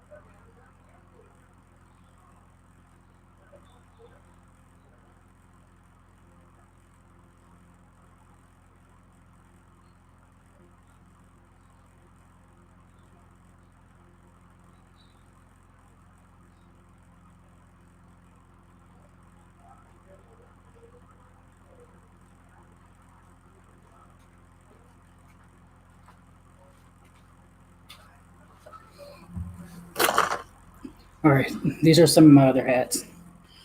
That's my like fishing hat when I go fishing. This is my camo hat. Now these ones aren't fitted; they're like the flex fit, but just nothing. But these are this is one of the owner's hats from the owner suite, and y'all already seen this one. This is one of my favorite ones here. It's still fitted. And then I got the breast cancer awareness, the pink hat. That was 2018. That one was. Then you already see me wearing this before, my black one. And this is the one that he signed from the owner suite. So I have a lot of hats, but I'm not. What's up, Saucy? But I'm not the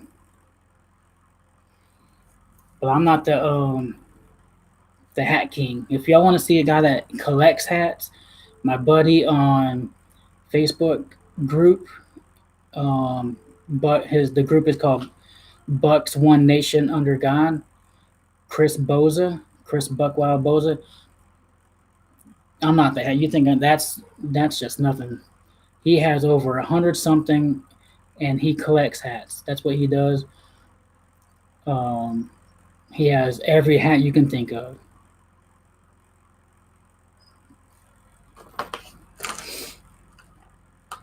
Yeah, I know. I was like crazy. Here, yeah, I want to see the football that I got. I mean, it has Winston on it, but it's pretty cool. It's a collector's item, so and not everybody can get them either, because whoever was in that's the owner suite for that game only got those footballs. They ain't like they gave them out to everyone in the stadium. It was only people that was in that suite for that day for that game. I'll show it to you. Might as well showing you everything else.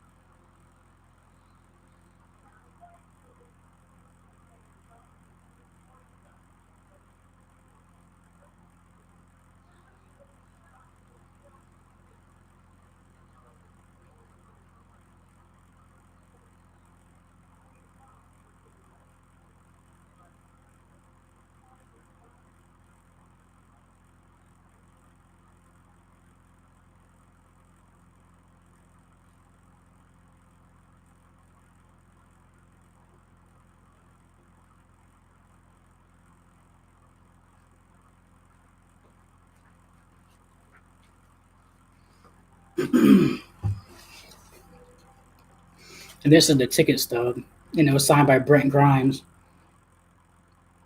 And it says the owner suite on it.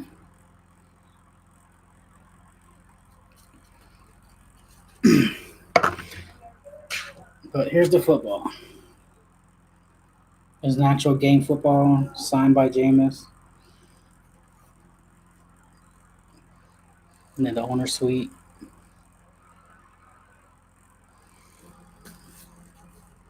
I can't even, my little hand.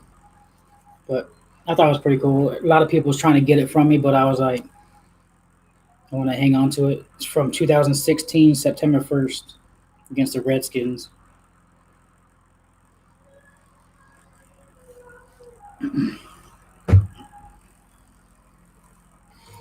But I have a very rare item that so many people was trying to get it from me, but I'm not giving it up. It's an actual sign. I got it signed in person by Jameis Winston, but it is not a Buccaneers card. It is not a football card. It's a baseball card signed by Jameis Winston from Florida State when he was a pitcher for Florida State. And the reason why, like, it's not just because it's rare, but one of my buddies gave it to me, and he died like 2 years after he gave it to me. So I just hang on to it. But yeah, that's some of my stuff that, I mean, if y'all see my video of my Bucks room that I did, y'all see I have a lot of stuff, but used to have a lot more until the house burnt down in 2014. Lost a lot of stuff. I had a game-worn Mike Allstott jersey, gone. I had 1985 Steve Young Buccaneers jersey, gone. The Cadillac Williams, the one I had was gone. A lot of stuff was gone.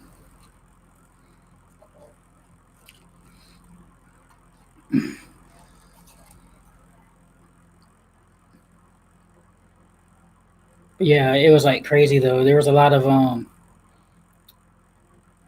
trying to see if I remember anyone that was famous besides just the owners being in there.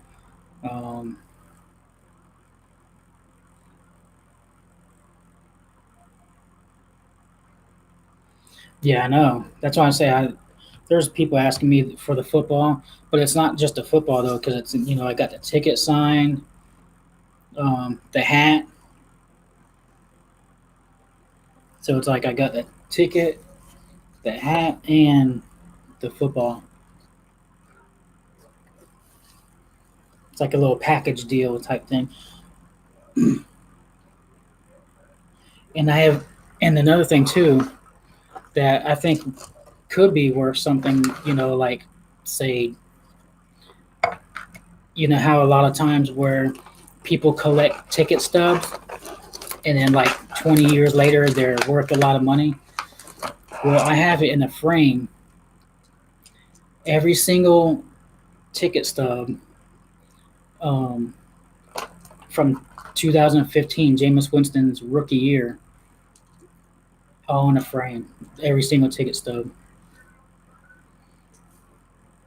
Oh, I know. I seen one before and it looked really nice, but them things are kind of expensive though. I want the actual stadium one though, not the one that's flat and it just looks 3D like the stadium.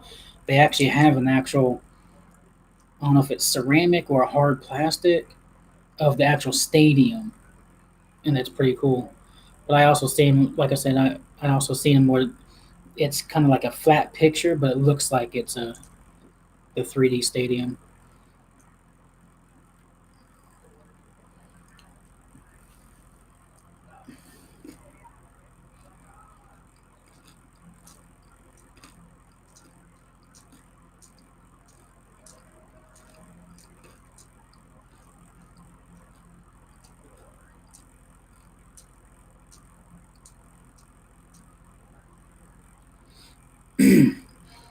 I'm trying to think if I have anything else that's rare. Um, Not really.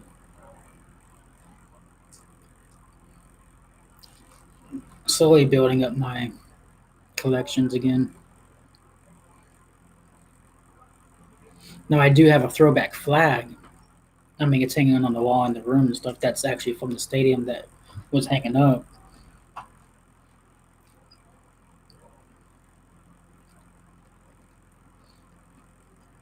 I seen also whenever they changed from remember they changed from these uniforms to the alarm clock and the new logo and stuff like that. Um, that they gave away or they sold all the furniture and some in the seats. I've seen a lot of people having the actual stadium seat in their house, like they bolted it to a piece of wood so it sits nice and flat, and they put carpet on it and stuff. I was like, shoot, no, that would be nice to have in the man cave room. Sit there in an actual Raymond James seat, watch a game like. But I actually found a nice red leather couch for my man cave room, for my Bucks room. See if I have a picture of it still, unless I deleted it.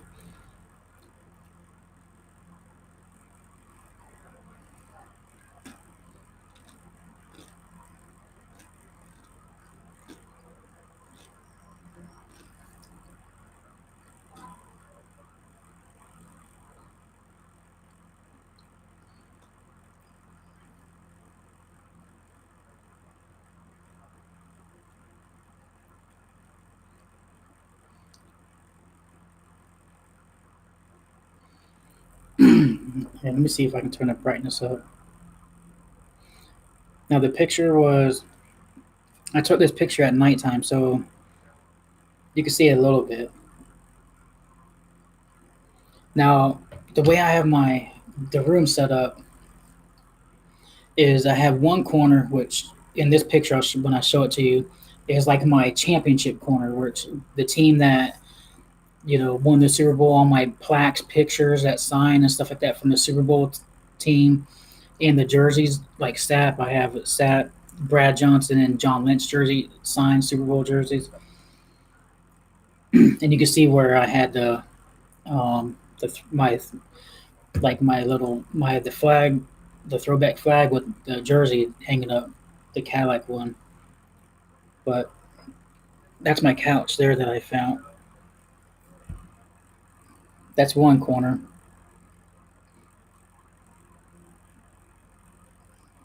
And it matches perfect.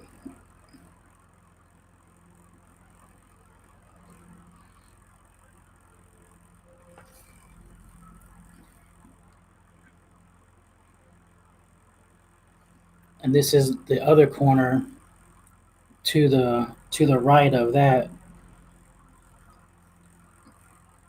you can see my screen a little bit. There's my helmet case, and like on the very top, I have my bobbleheads, and then that's like my Mike Evans little corner where since they have those, we have the new uniforms now, so I just hung up all the old jerseys up because I'm not gonna wear them no more. So I just hung them up, and I put his draft pictures. That's all signed by him. Um,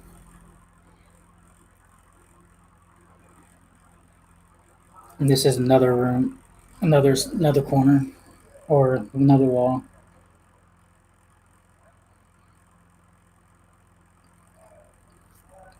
Now see these things right here.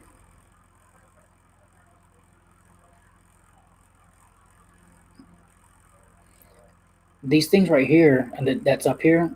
Um, those are actual fans, like little paper fans with the like it looks like a popsicle stick. They handed them out at training camp because it's so hot, so it's like a fan. They're you can blow them on you, and so I had like 30 of them, so I stuck them all together and hot glued them with a glue gun, like in a big circle, and then I drilled a hole through the wood, and I put fishing string hanging, so it's actually hanging. And then when the AC comes on and kicks, they sit there and spin. So it's like just like a made up decoration. Let me see if I can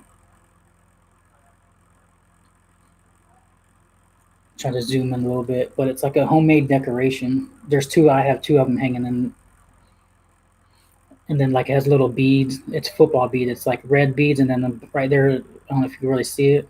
That brown is like a little football bead.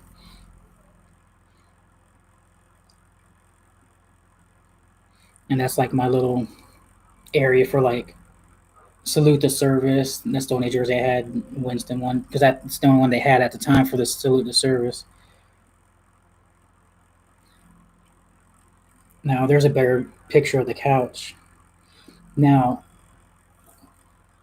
of course, that's Doug Martin jersey there, but that's where I have my projector. I made a little shelf.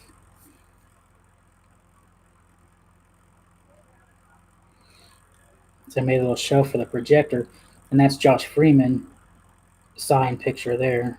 So I tried to made like a little area where for my flag for the throwback. You see, that's where I hang that throwback hat and the Cadillac Williams jersey up. But all these cups I put up there on the thing.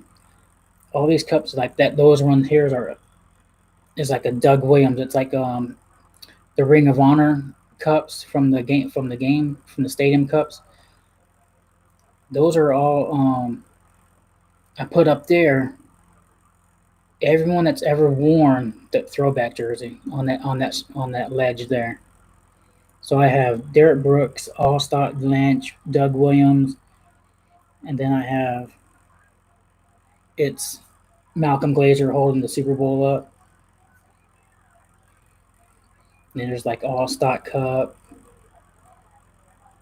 Derek Brooks, Lynch, Doug Williams. So all the cups that I had that ever wore that orange, I put up on by that flag. And then there's my screen. It looks a lot better. I just had that light on over here, but I was just showing how big the screen was. I thought I took a picture with it turned off, with that light off. I guess not.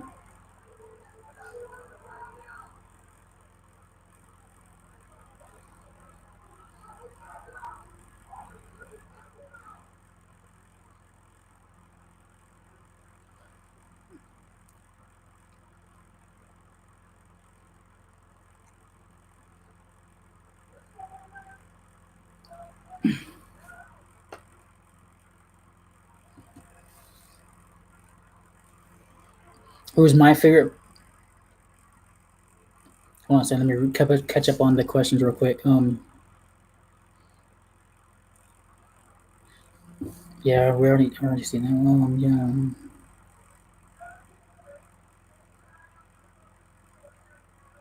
Who's my favorite player on the Bucks right now is Mike Evans.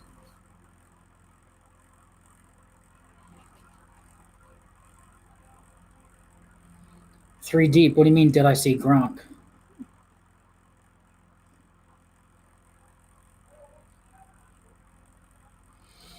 Yeah, definitely, Alvin. We will. You coming down for any games this year? No, I don't have a Josh Freeman jersey. The only thing I have Josh Freeman of is a 8x10 picture in the throwback jersey, and it got it signed.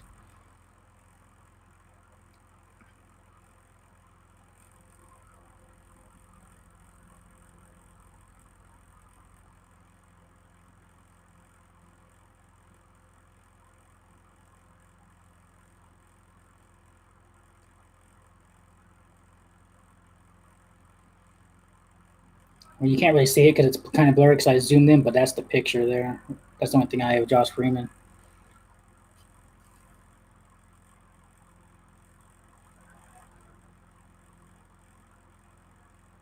Oh, you talking about the lights for the stadium and stuff? Yeah, I know.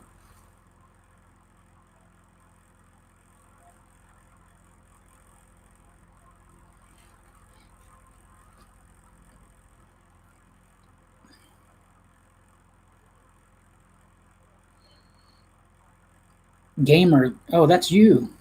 I didn't realize that was you until I seen the picture, but you changed your name. X-Chained Gamer, right? 3D. Yeah, I remember you showing me those lights where the Patriots had it above the stadium and stuff. Dude, one of my friends told me here locally in Tampa that Sam's Club had the shirts for $15. So I heard hurry up and go grab one. They had Brady and Gronk, but Brady was sold out. The guy said they had 100 of them come in the on a pallet and stuff in the boxes, and they sold out that same day of all the Brady. And when I got there grabbed the Gronk one, um, there was maybe like eight of them left. There was like 3 extra large, and the rest were mediums or a small. So I grabbed it. So that was the T-shirt, and that's the jersey there.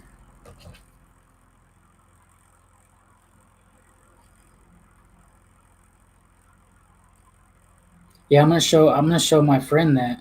Um, my friend, he's a sales manager for the Bucks. Like he's over the tickets and passes and stuff like that.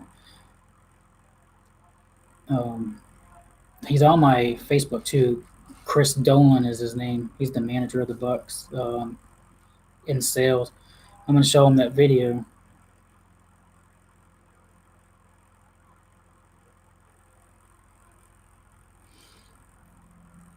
Hey, gamer, or um, did you see Tom Brady had like a not a drawing, but a bid where you had to make bids on where you get to go eat dinner with him after a game. You get his actual game worn jersey that same day that um, you're with him. It's like a big Tom Brady experience thing for the quarantine and trying to raise money for a charity or something. A young YouTuber, he's 23 years old, won the auction, or not auction, but the what do you call it? Where you keep bidding. It's not an auction. It's like the highest bidder at the end of the. I don't know what you really call it, but a young ass kid won that. I'm like, and it was 800 something $1,000 for that experience. It was crazy.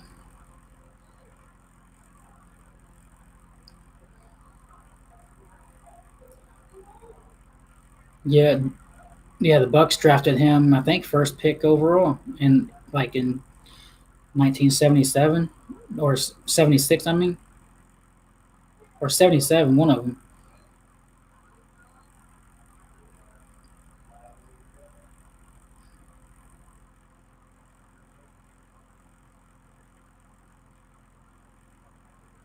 Yeah, I know.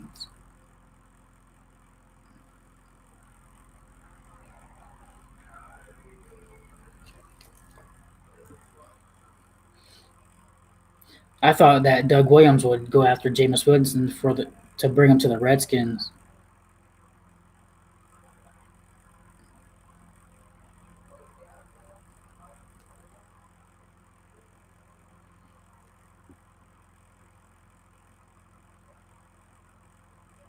78. Sorry, I said 70, 77, 78. He got drafted.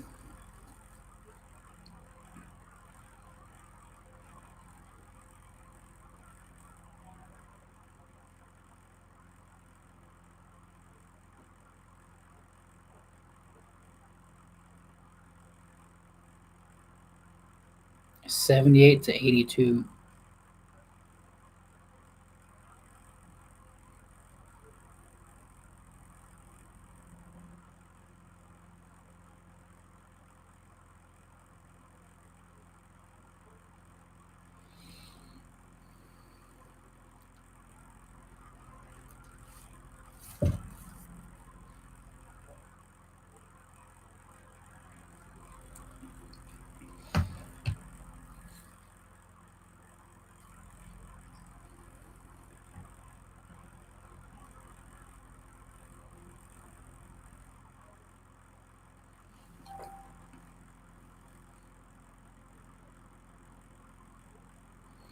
Yeah, in 1979, they almost went to the Super Bowl, but they lost to the Rams 9-0.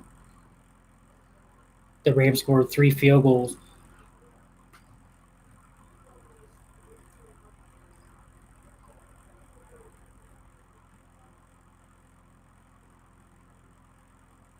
Wonder why the Redskins don't like him, or I wonder why people don't like him in DC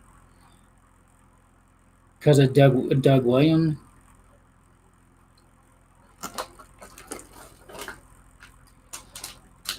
I remember seeing they have the highlights and they have it on YouTube. I remember I was watching it, but it was just a defensive game. I think it was rainy too.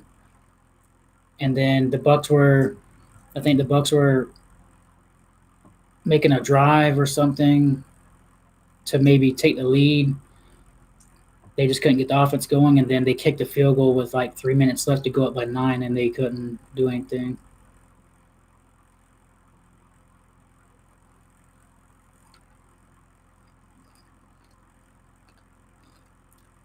And it was here in Tampa too, in the old stadium.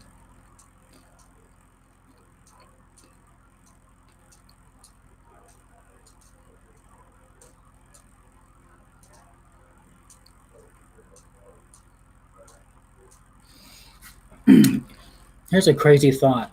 If you think about this, think about all the new stadiums are. Even like Raymond James, all these new stadiums, all the technology we have now. Like, think about Green Bay Stadium, Chicago. It's like when they built those stadiums, they didn't have the technology that we have now. And, you know, Boston Red Sox, all these stadiums that was built like in 1920s and 30s. It's just crazy how they're still standing.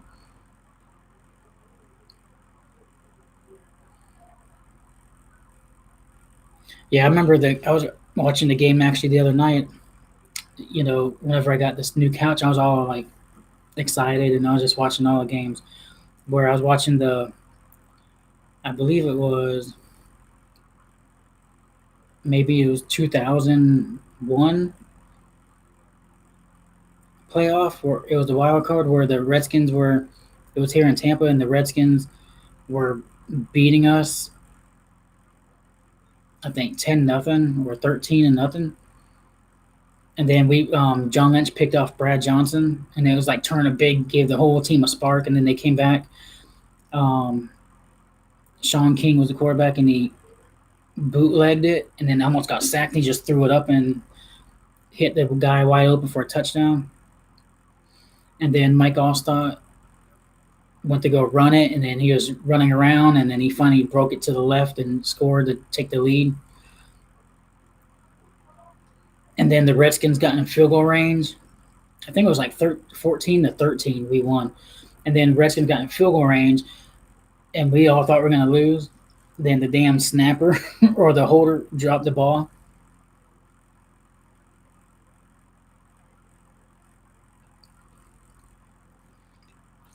And then another one too. Yeah. And another game too where it was the Reds, was it the Reds? Yeah, it was the Redskins. It was a shootout. It was the Redskins was winning. I think it was the Redskins was up. I think 35-28. We scored a touchdown to make it 35-34, and then like 30 seconds left or something. Instead of kicking it, John Gruden goes for 2 and ran Allstott, and they ran it in, like punched it in. They ruled him that he was in, and then the Bucs won 36-35. That was a good game too. But I remember one of the first games I went to when I was a little kid. Back when the Bucs were in the orange, it was against the Redskins here. Brian Mitchell was the kick return, number 30. Curtis Buckley laid him out. He knocked him out. He dropped out cold. I don't know if you remember that or remember that highlight. But Curtis Buckley, number 28, came and laid him out. Back then, there were a lot of helmet-to-helmet collisions, and he just dropped the ball. Bucks picked up the fumble, and then they scored right after that. And they won that game. I think it was like 27-13, something like that. Remember, we had Craig Erickson as our quarterback, and Eric Rett.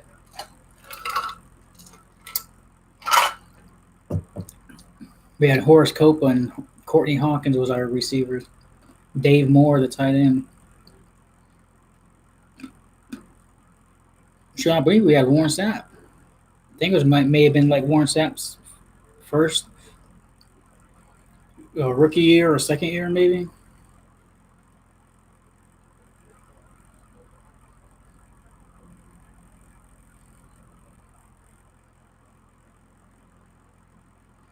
Yeah.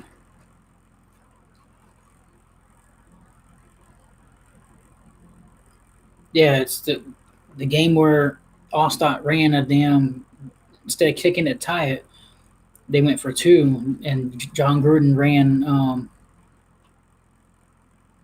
No, the game I'm talking about where the Bucs won 36-35, it was John Gruden was the coach. So I remember that whenever they chose to go for it, it showed him on the sideline. Yeah, I know. Yeah, Doug Williams, that Super Bowl was like, and he got hurt. No, he wasn't even the starter of that Super Bowl. It was the other guy, and he got hurt, and then he came in and won the Super Bowl. No, in the playoffs. I think it was the championship game. The starter got hurt, and then they put Doug Williams in, and he had like the game of his life.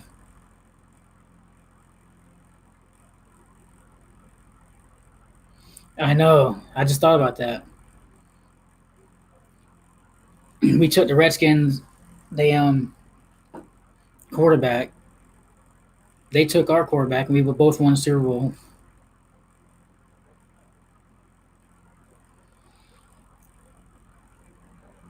I like them both, but I got to go with Derek Brooks. But Hardy Nickerson was the foundation of that defense before Derek Brooks came. He's the one that you know that started that you know hard nosed type defense that brought that attitude to the Bucks defense. Of course, this is way years after Leroy Selman because after he was gone and stuff, the Bucks were a laughing stock. Every was horrible. Hardy Nickerson came. John Lynch was there, and they turned that team around. And then they added Brooks, Sapp, Barber later on, and then we all know the history from there.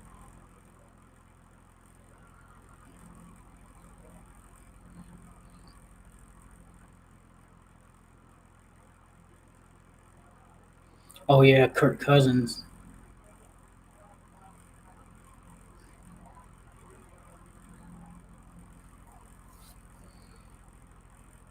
Do you remember that game where Gus Farrat scored a touchdown and ran his head into the to the wall and hurt his own neck? And I was like, that's crazy.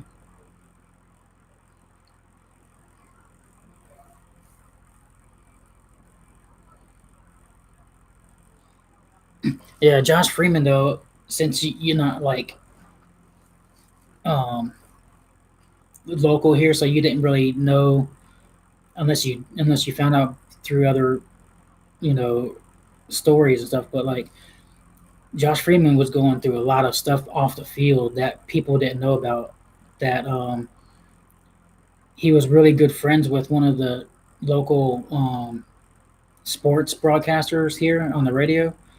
And then after Josh Freeman, his career ended and stuff with the Bucks, that he came out and told that he was bad on, um, he was doing drugs, drinking, and stuff like that, like because he was trying so much and there's a lot of pressure on him. Something like that he was talking about.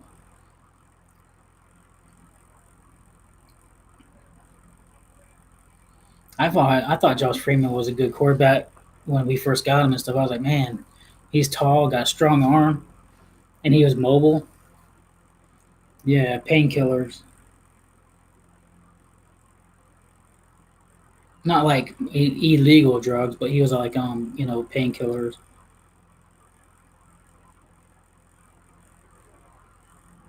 Yeah,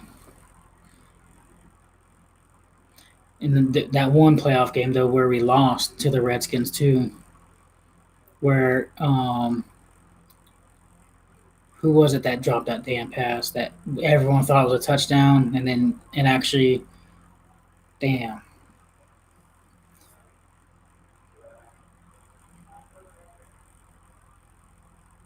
was his Murphy? I think his last name was Murphy that dropped it.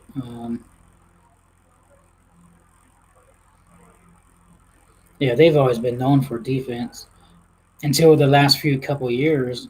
You know, we've been top. We've been having a lot of breaking offensive records and stuff franchise wise. No, that was like way before my time. Like I don't know. When I was growing up to football, I didn't even know Steve Young was with the Bucks until I was probably like 14 years old, and I started watching football like when I was like probably like 6, and I started playing football when I was 7, and then there I used to always watch. My dad used to always watch the 49ers games, like because they were always on TV. Them against the Cowboys playoffs, and um, it showed Steve Young and stuff how he came from what was it Canada football or something, and then the Bucks, and then the 49ers. Hell yeah, fucking Sean Taylor, man. I remember his ass picked up a damn fumble and ran that bitch back. and the Bucks just thought he was down, and then he picked up and ran that bitch back for a touchdown. I was like, God, we ain't winning this game. I think we were down like 14 nothing, 17 nothing. Chris Sims couldn't do shit in that game. We didn't have no run game going.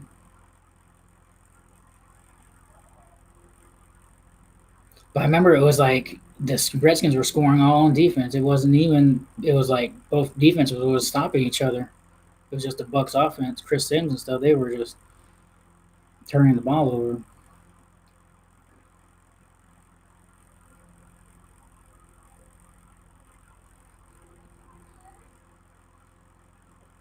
But yeah, I don't know why they traded Steve Young though.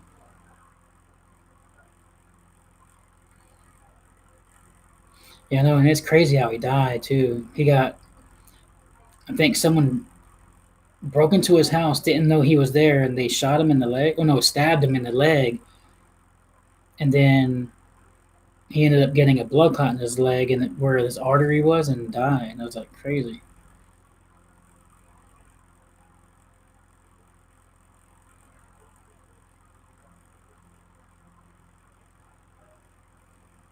Yeah, Sean Taylor just reminded me of like a. He reminded me of like a Ronnie Lott, but a lot faster.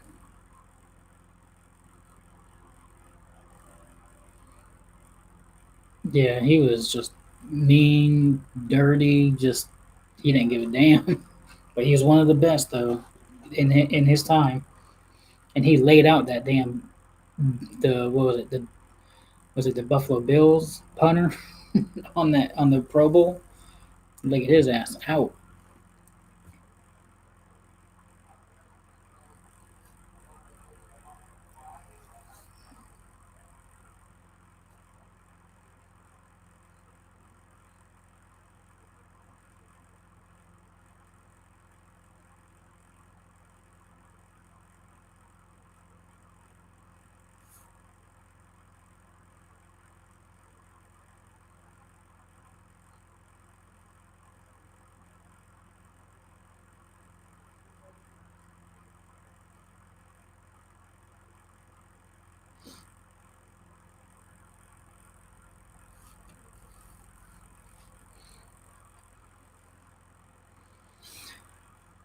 Michael Pitt versus Mike Allstott in arm wrestling.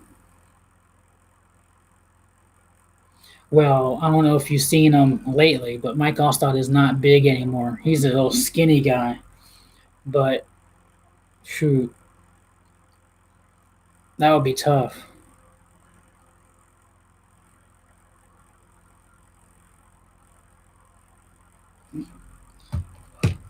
Back when both of them was in their prime, and they'll probably just sit here like this. They probably won't go. I don't know.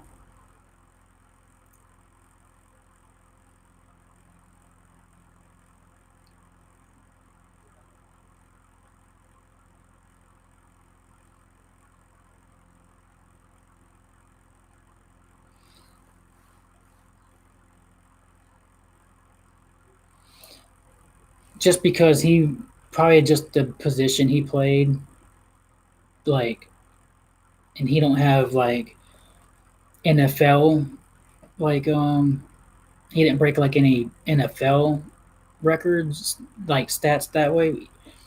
He broke a lot of franchise records. He is the most he leads the most rushing touchdowns in Buccaneers history now.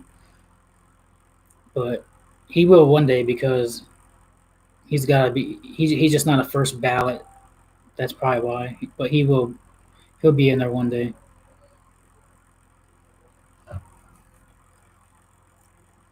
That's my opinion though.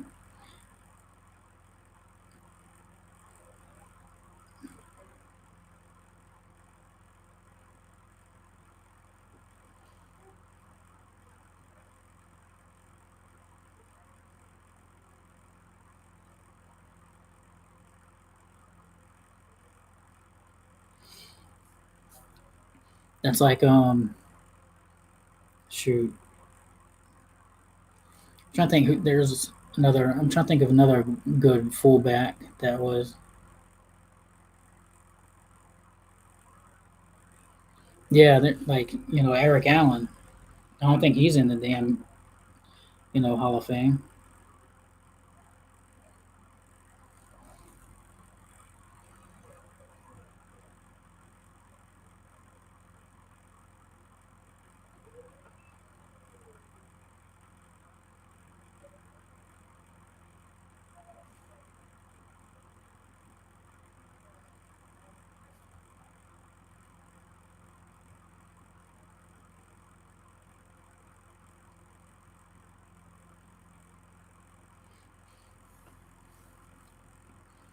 Yeah, there you go. Like Tom Rathman, he was good. Whoa, Rathman, he was more of a blocker though. Now Moose Johnson, he was to me he was a blocker and a pass catcher though. I don't really remember him running the ball that much though. I always remember seeing Moose getting, you know, if you look up their stats, I bet they don't even have close to rushing touchdowns as Mike Allstott does. Larry Zonka, but Mike Allstott's one of a kind of a fullback though. He was fullback that you could put at tailback and run behind another fullback. I bet the Bucks are the only team that probably had two fullbacks on their team.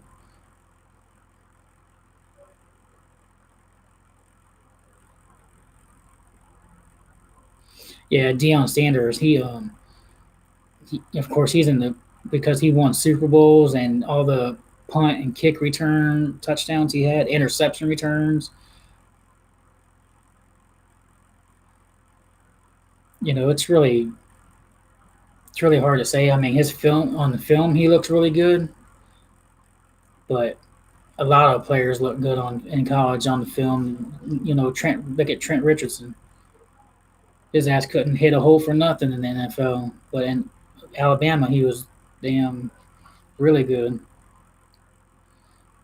But Keyshawn Vaughn, to me, Keyshawn Vaughn. If you look at him, watch his film and watch Ray.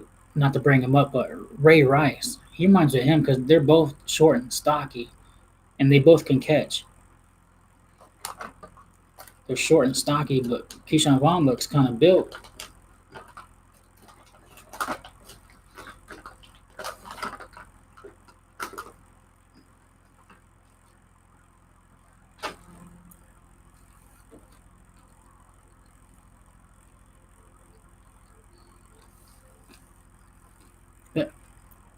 Hey, Alvin Kamara, he was wasn't he a third round pick?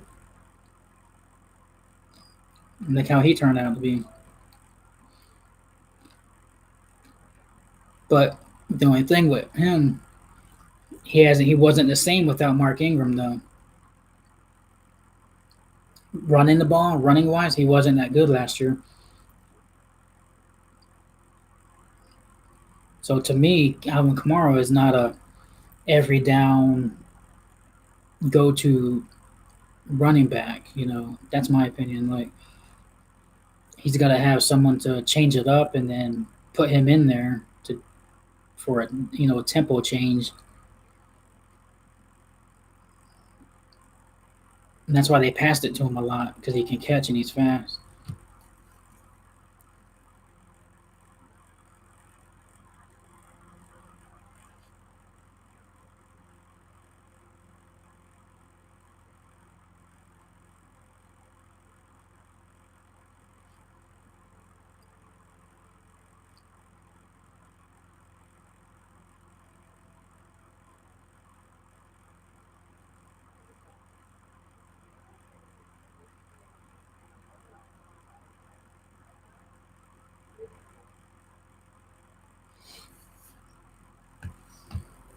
Yeah, no, he already gained weight.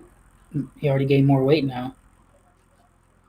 I think they now said on that he's 257 now. He's almost to. He said he wants to be at 260, and he said he's drinking a lot of protein shakes to gain muscle mass, weight.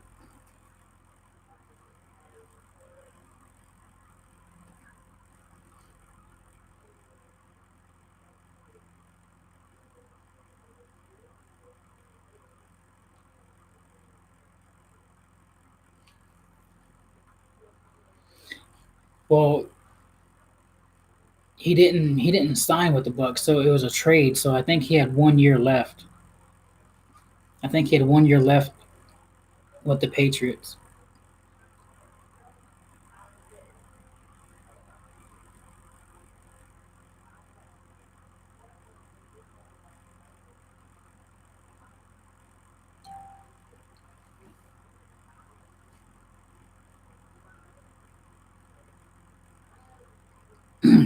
Man, it's this makes me mad because I'm sitting here been waiting for my damn jerseys and people's posting that they received their jerseys already.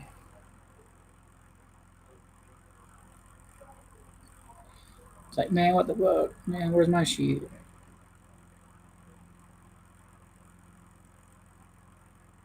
Damn, man, he got some shoes too. Check those shoes out.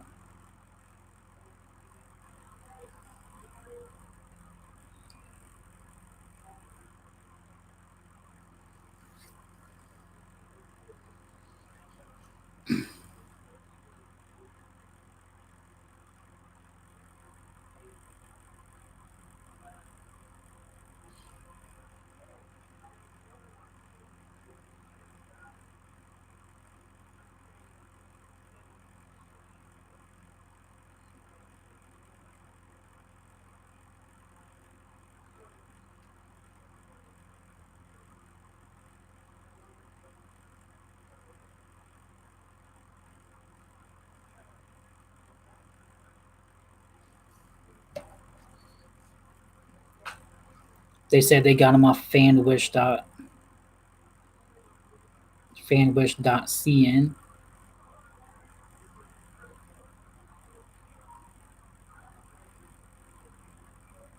Yeah.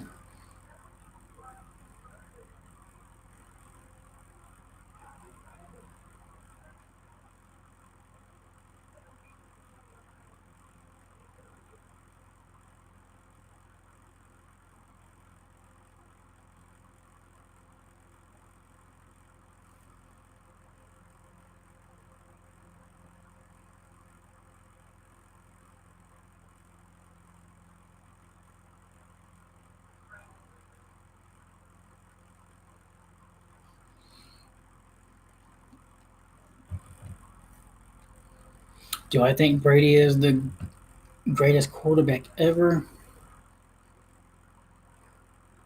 If I said that, people would just think that I'm just saying it because he's on the Bucks now.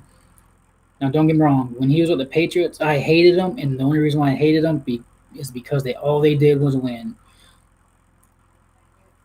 That's the only reason why I just hated. Like, yeah, it's like all they do is win, and he just made moving the ball downfield so easy. Just sat there, no pressure, just and made it look so easy. It's like, and then you see our quarterbacks every time we get one, he's scrambling around all looking crazy and goofy, just throwing it up for prayers.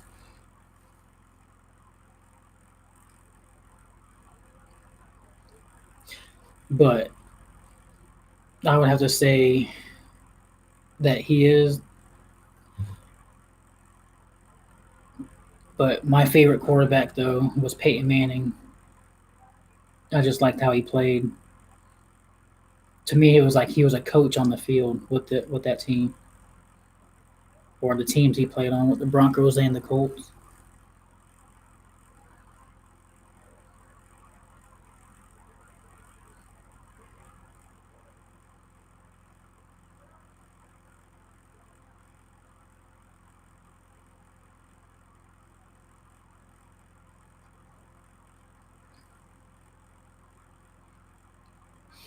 Yeah, me too. Because he's healed up. He ain't all banged up. He's been working out, running routes with Brady. He ain't limping, and he's healed. He's been wrestling in the ring, getting thrown around, taking bumps. Which I don't know if you know the term bumps means falling backwards and getting like thrown around and suplex and stuff like that. That's what taking a bump is in wrestling. But shoot, he looked good in wrestling. And I've been in a wrestling ring before, and it's not soft like people think. It is a hard. Um, when you fall back, and if you don't land right, you can. It's definitely a solid thump onto the mat. It's like if you ever seen those you ever seen those thin mattresses that like women work out on doing in their living rooms?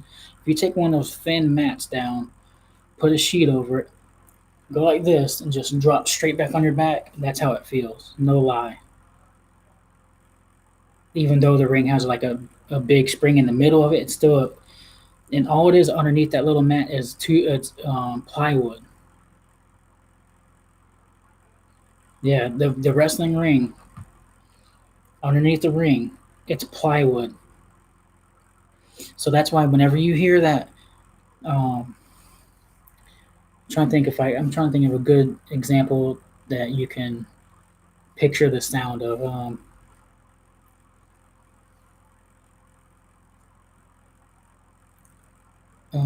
Let's see, like if you had a bunch of two by fours on the stacked up on top of each other, and you like kind of like jumped on it, and it made that sound. It's just think about a bunch of plywood laid out like in a big square, and there's a big spring in the middle. It's one spring in the middle. It's not a bunch of springs. There's one big one in the middle, and then they put they roll a real thin pad across, and then they put the apron over it, and they tie it down along the edge, and that's all the only thing that's covering it. It's not like a um, you know a soft like a trampoline. It's not like that.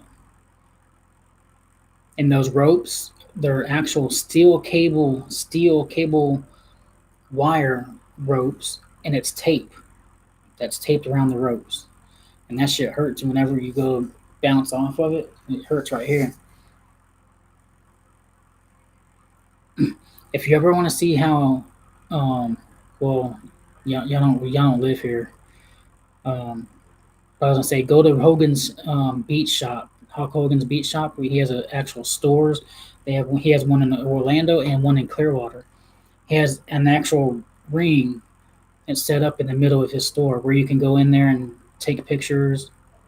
Like you can have like the World Championship belts that he has, and you can hold the belt and take a picture for $20 in the ring, where you can feel the ropes and see the mat and how it's built.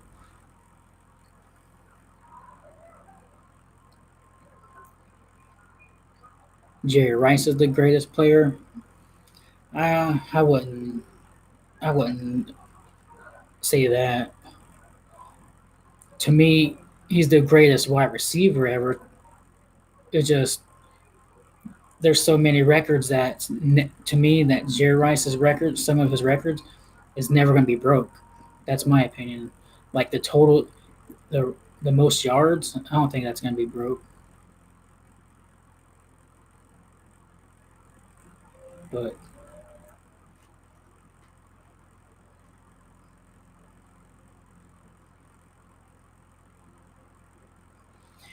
what's up, Sheldon? How you been?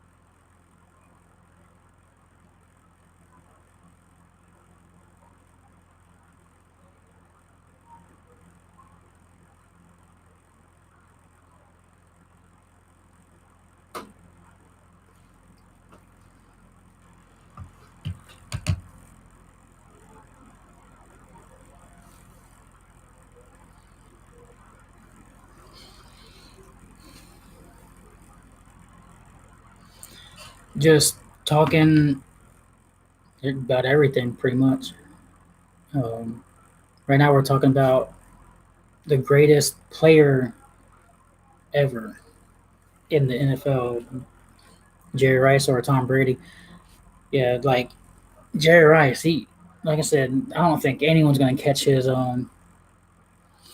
Yeah, Tom Brady's been practicing, and that's just the first time it's been documented, though, reported.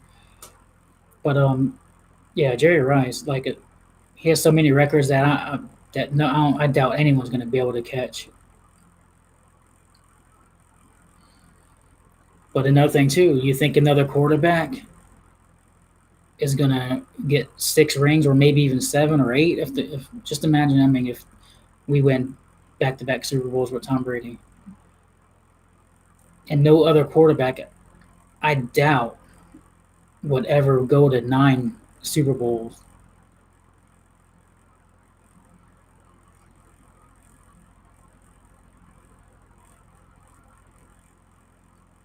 I mean, you got a quarterback that went to 4 straight Super Bowls and didn't even win.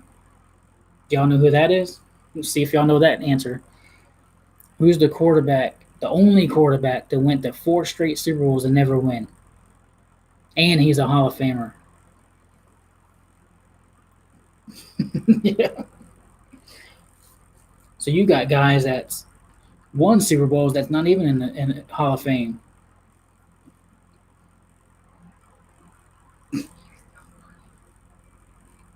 Hey, we're talking football. She's like, you're still alive. So yeah, we're talking football.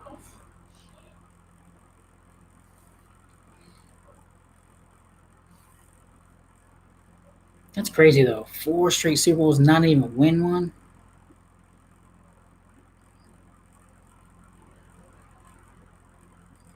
Lost twice to the Cowboys. Lost to the Redskins. Who was the other one?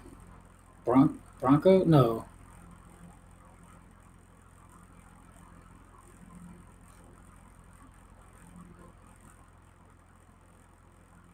they didn't lose to the Broncos.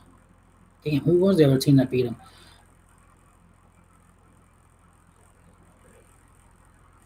There you go. Right here in Tampa, the damn missed field goal.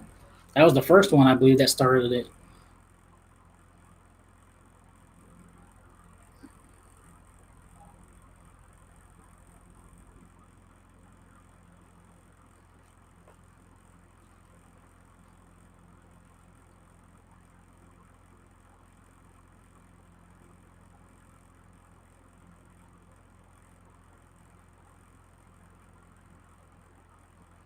Closest person to more Super Bowls, except for Brady, is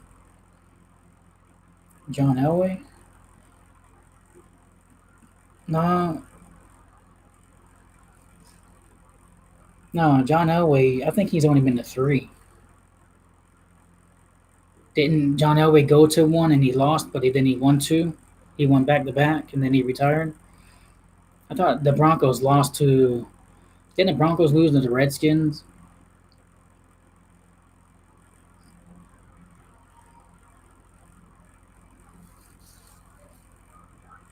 Broncos lost to someone big time. I thought, and John Elway was the quarterback.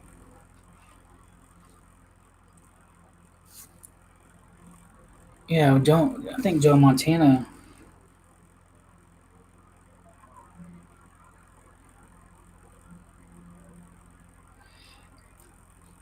Terry Bradshaw. I think he's only been to 4 and he won them all.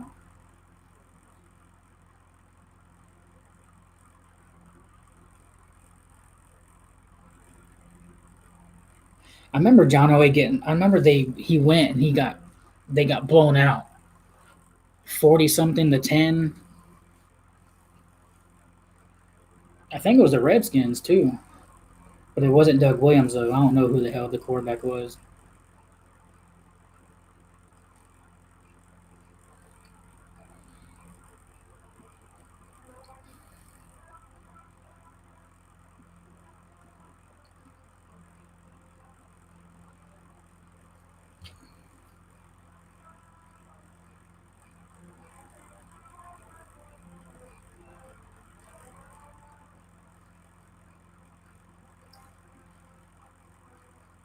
No, it wasn't Bart Starr. Shit, Bart Starr was way back in like Super Bowl II and Super Bowl I. John Elway wasn't back then. Oh, you're saying Bart Starr been to a lot. I don't know. Let's see. It says he's a football coach. Damn, he was in the Hall of Fame in 1977.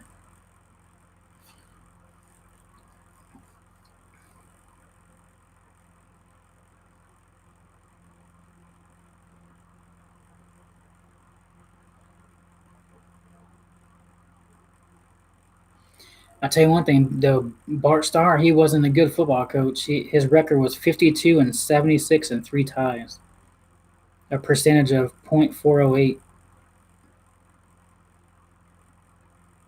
for the Green Bay Packers.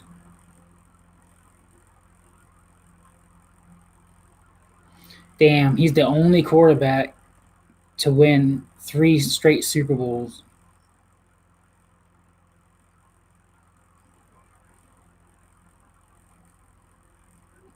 Damn, he died last year. I didn't even know that. He was 85. He was only 6'1". All right, let's see. So 1, 2.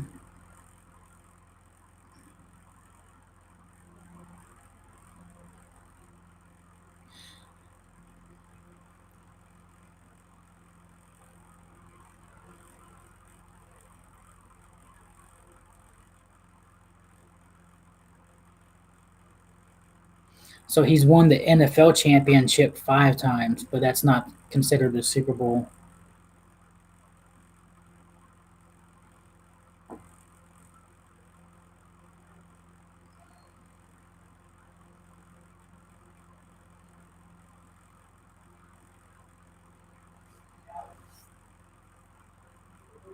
Trying to see, it don't say how many Super Bowls though. Too much to read, but yeah, he was the Super Bowl MVP the first 2 Super Bowls. Let's say Joe Montana. Let's see.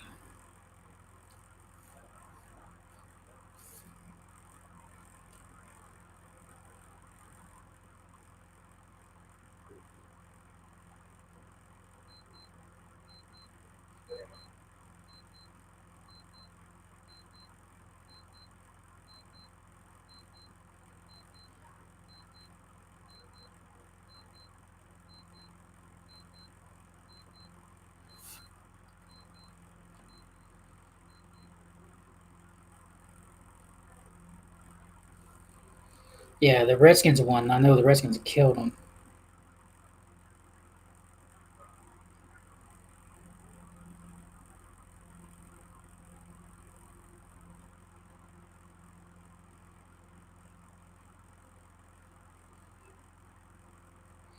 Yeah, it says Terry Bradshaw is the only quarterback that won 4 Super Bowls in a 6-year period, becoming the first quarterback to win 3 and 4 Super Bowls, and led the Steelers to 8 AFC Central championships. So he's only been to 4. And what about Joe Montana?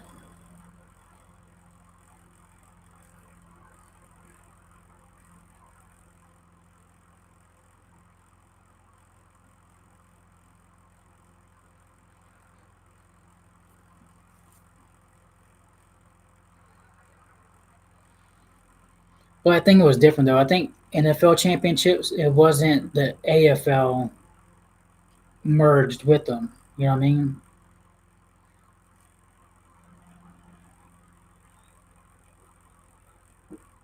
Yeah, Joe Montana's only been to 4 also, and he won all 4 of them.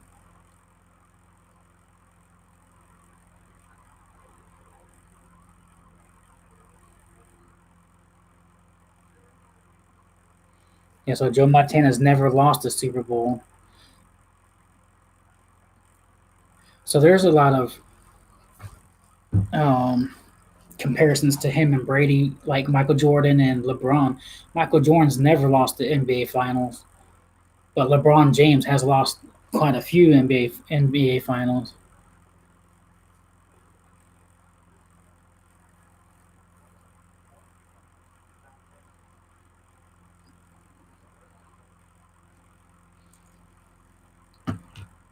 Like how people say, "Oh, LeBron's the greatest," but LeBron's lost a lot of NBA championships. But Michael Jordan's never even been to a Game 7. Celtics. What did the Celtics win back in the day? 11 straight NBA championships.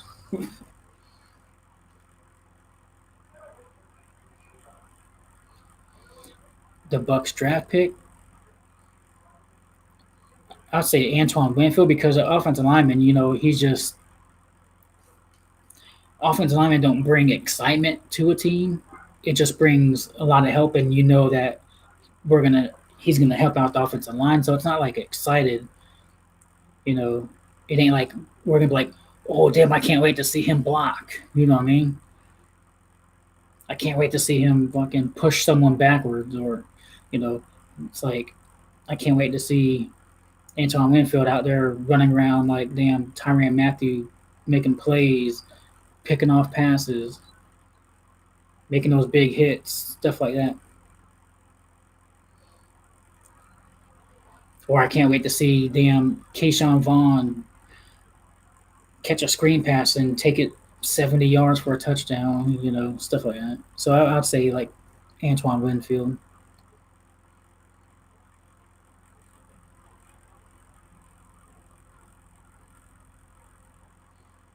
Yeah, I understand what No Ma'am is talking about,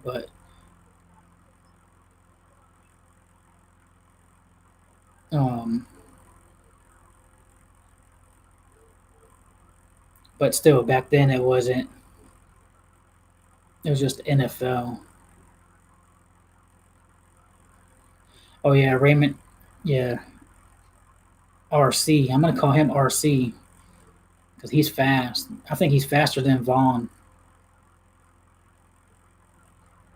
Yeah, that's what I'm saying.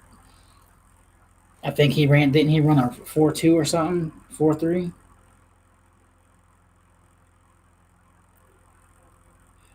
Ray RC, like an RC car hauling ass.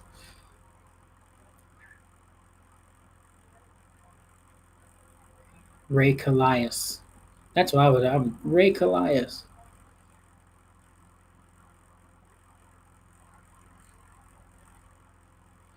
I know that's just like the Cleveland Browns won. I think what 3 NFL championships, but they just never won a Super Bowl. I think even the Detroit Lions won a NFL championship before.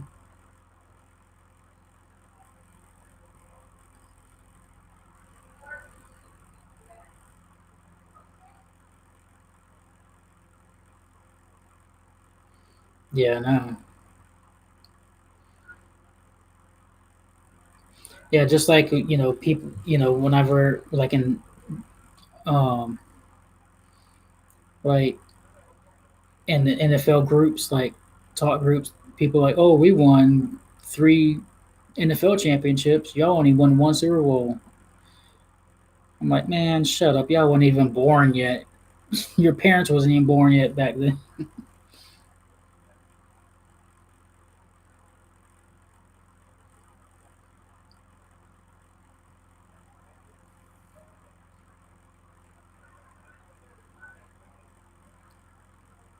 But still, that's a debate there too, though. If you're going to compare Tom Brady and Joe Montana,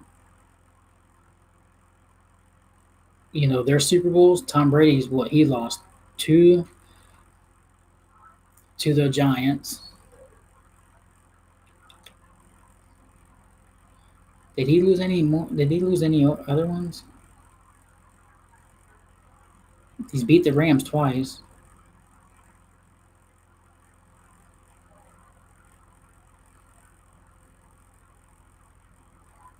Oh yeah, so he's lost 3 Super Bowls. I thought there was another one, but I just couldn't remember. Yeah. So they lost to the Giants twice. Philadelphia, and that's crazy because it's in the same division that he lost his 3 Super Bowls in that same division. So he's lost 3. Yeah, and he's won 6. So he's his 6 Super Bowls. He's beat the Rams, beat Seattle.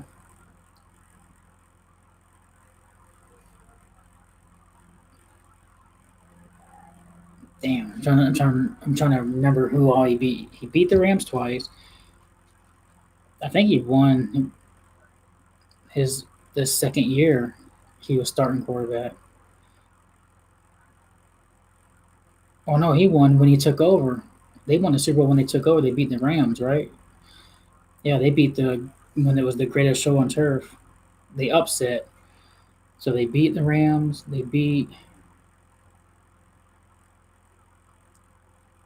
Um, beat Seattle.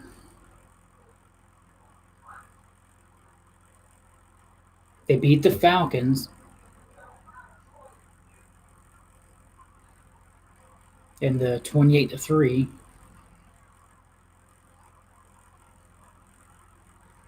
They beat the Eagles.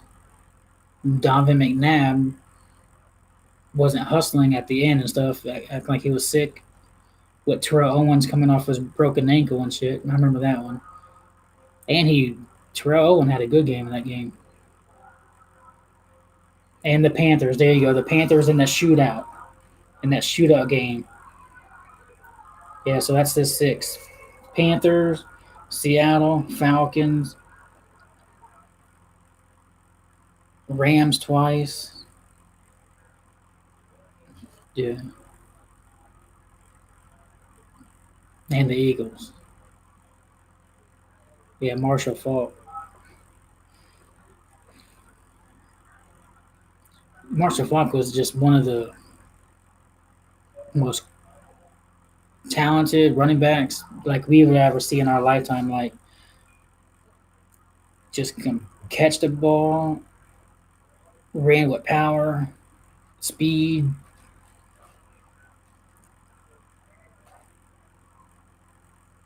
Man, we just think about it. We grew up watching some amazing running backs: Marshall Faulk, Barry Sanders, Danian Tomlinson,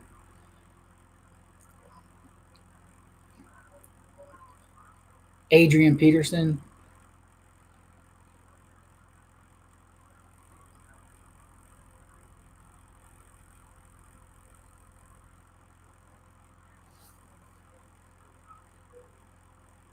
Thurman Thomas, Emmett Smith.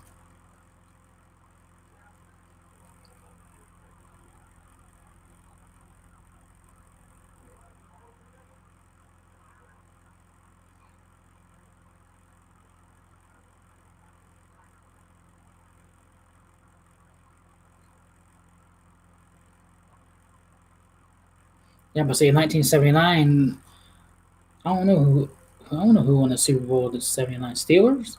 Yeah, Pittsburgh beat the Rams because it was supposed to be the Pittsburgh Steelers against the Bucks.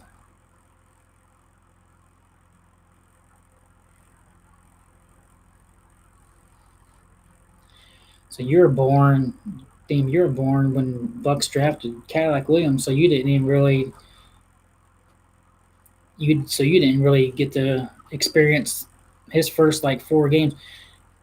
First 4 games of the season, he broke NFL records, the most rushing yards ever in the first 4 games of a running back's career. That's why his jersey and cleat stuff is in the Hall of Fame.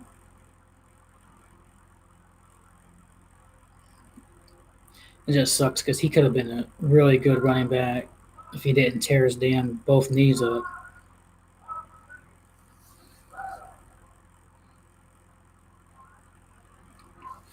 So, since you're born in 2005, let's name some running backs that you have seen that was really good. But Danian Tomlinson, you've probably seen Jerome Bettis, maybe at the end of his career. Um, Jamal Lewis. Mm, Priest Holmes.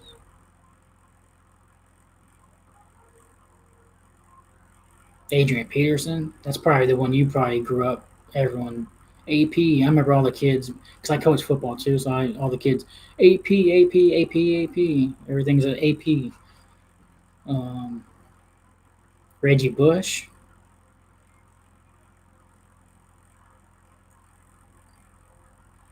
Doug Martin. Warwick Dunn. No, Warwick Dunn wasn't with the Bucks back then.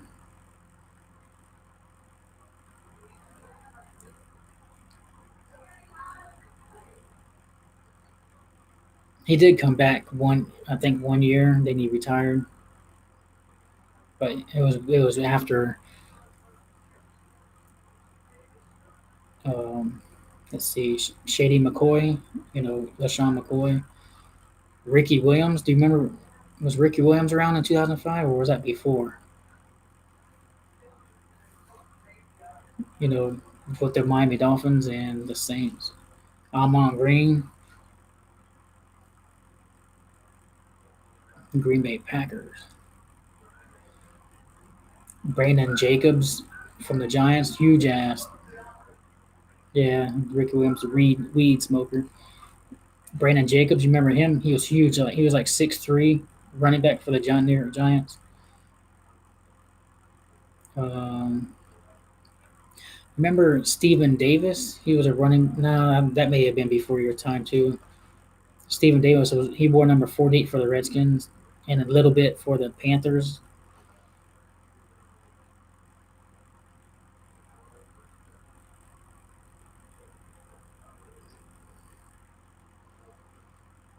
What about the Miami Dolphins running back? That was before your time. Kareem Abdul-Jabbar. Miami Dolphins had a running back named Kareem Abdul-Jabbar. Yeah, Jamal Charles, he was good, but he had a short career because he hurt his knee too. Marshawn Lynch. Yeah, Marshawn Lynch. Frank Gore.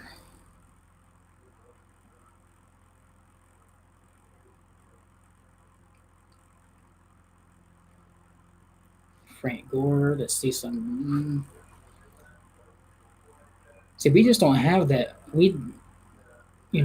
This last what?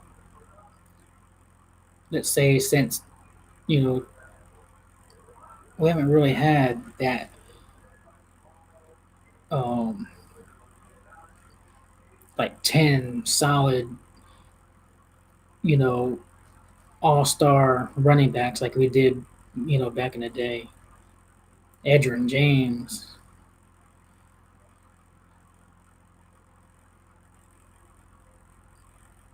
Willis McGahee.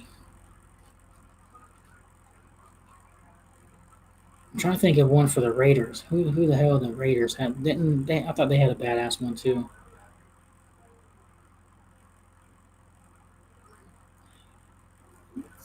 Steven Jackson.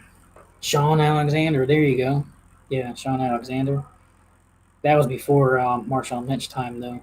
I think Sean Alexander retired, and then they traded for Marshawn Lynch. Chris Johnson. There you go.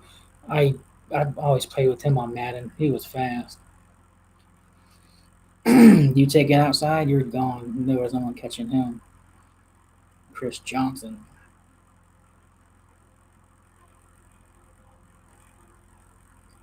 Corey Dillon from the Bengals. Then he went to the Patriots. Corey Dillon. Eddie George. Now, was Eddie George? Um, that was before your time in 2005. Because he was 1999 was when they went to the Super Bowl with the Titans with Eddie George. Clinton Portis, there you go.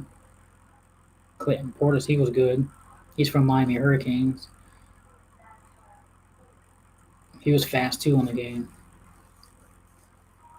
Remember Deuce McAllister from the Saints?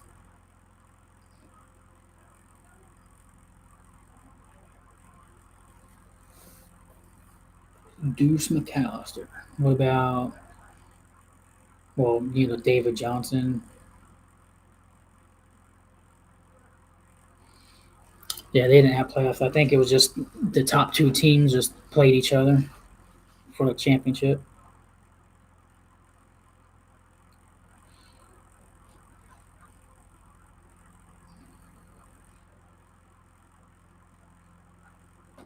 Steven Jackson, yeah. Who's the Falcons running back?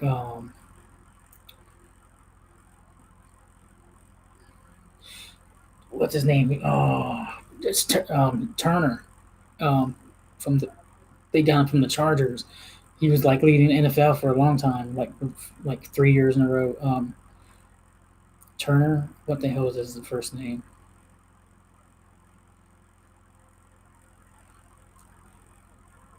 Not Eric Turner.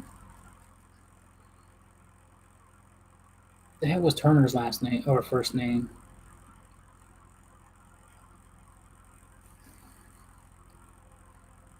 Michael Turner. Yeah, I remember him on the Chargers, number 33, and then he went to the Falcons, and he was just like, it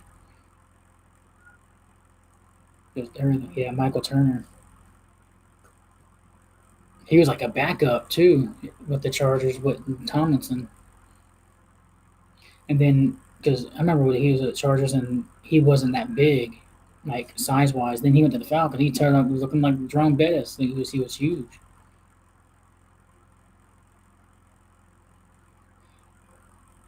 Here's one we John Taylor from the Jaguars. I keep saying Jonathan Taylor, but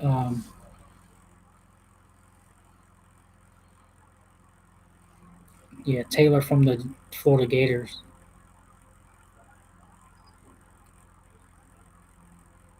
You remember him? Fred, yeah, Fred Taylor. There you go.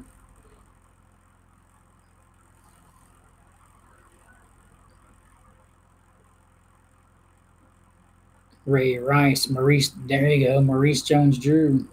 He was good. Those two guys right there were really good for their size. Maurice Jones-Drew.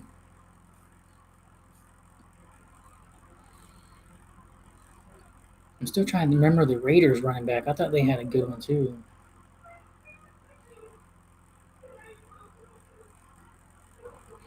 The Broncos, Terrell Davis. You remember Terrell Davis? Number 30. That was probably before your time too, though.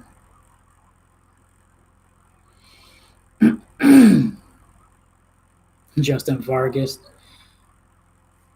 Yeah. Um,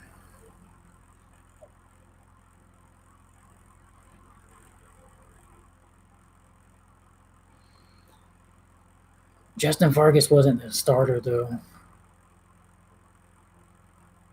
The one I'm thinking of.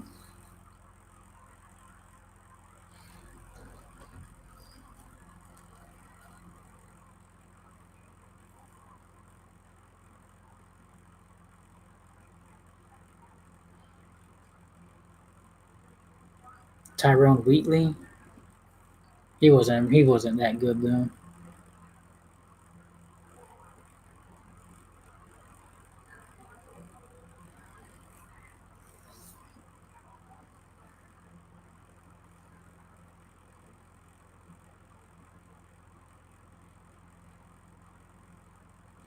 Damn, 2005 Raiders had Randy Moss, Warren Sapp,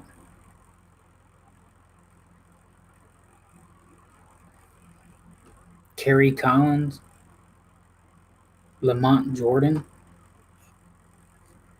Lamont Jordan.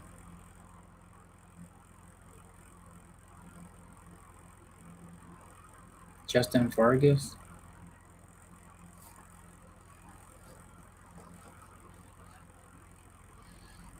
Damn, Warren Sapp had 5 sacks that year with the Raiders.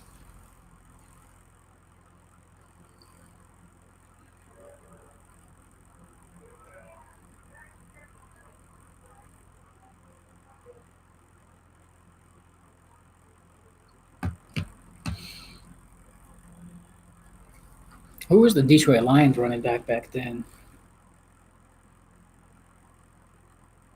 Wasn't it like Jones? Didn't they have a or Smith? That was supposed to be some really good running back, and then he ended up not being good. I think he was like number 34.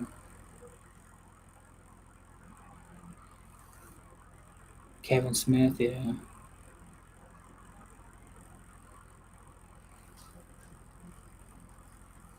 They always try to draft a running back after Barry Sanders, and it just wasn't the same. I think because everyone was so used to greatness, seeing all that. There you go, Marion Barber. Number 24 with the dreadlocks. DeMarco Murray.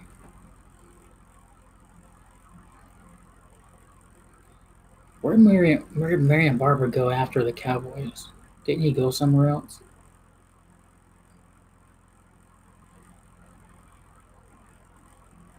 Ahmad Bradshaw. Remember him? Who was a Colts running back? Damn, number 29, Joseph Adai. There you go. Joseph Adai. He was a decent running. He was a decent, player for them. The Broncos. Who the Broncos had back then, around that time?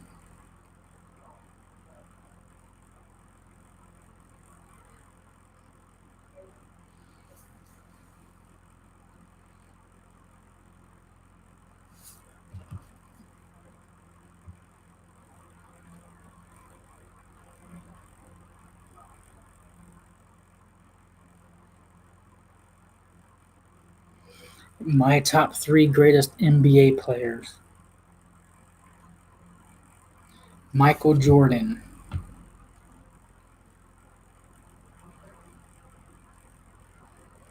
Shaquille O'Neal. I gotta say Shaq, man, because he was so dominant for a big guy like that. He was so dominant. But I gotta say Michael Jordan, Shaq.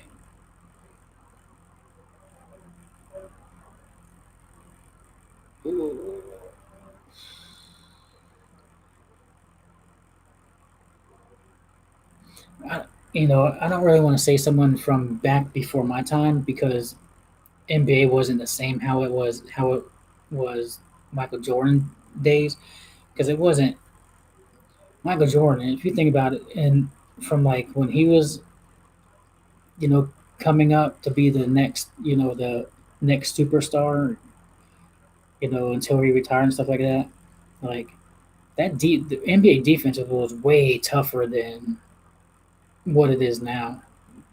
Now you see there's no defense. It seems like that's why you see LeBron scoring so many points, stuff like that. Like back then, Jordan scored all those points going against the Pistons defense that would elbow you, knock you down, fight you. The New York Knicks. So you know what I mean? Like now it's like you got all these ticky tack fouls and then players flopping. You didn't hear about flops back then. Yeah, I was thinking of Kareem Abdul-Jabbar. But I was like trying to think of someone that's really not before my time, before like that time. I'm thinking of, you know, how the NBA is now. It's way soft compared to when Michael Jordan plays. If LeBron James just gets bumped, he's like complaining about a foul. You see Michael Jordan get knocked around, all these layups and shit he did, and he gets hit, fighting. It's way different. LeBron, if he played against that Pistons defense that they had with Lambeer and all them, Isaiah Thomas. Yeah, now Rodman, when he was with the Bulls, he would he would do that fucking shit. But now that's just Rodman, though. That man, Rodman looked goofy as because he was so tall and skinny. You gotta give it to Rodman for his size. He was just tall and skinny, but that motherfucker can rebound.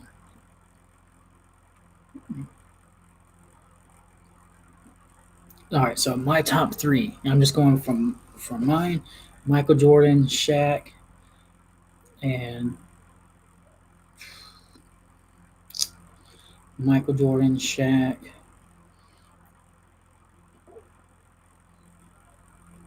I can't pass him up, but Kobe Bryant.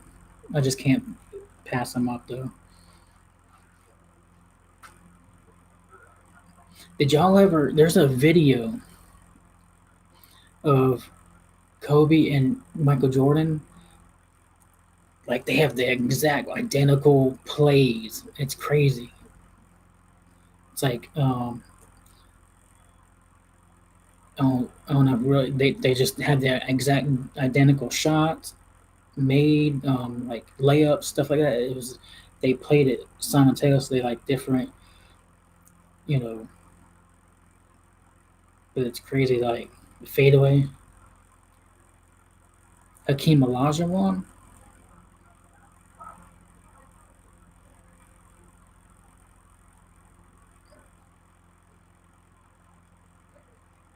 Yeah, that's just me. I know Hakeem beat him when he was with the Magic, but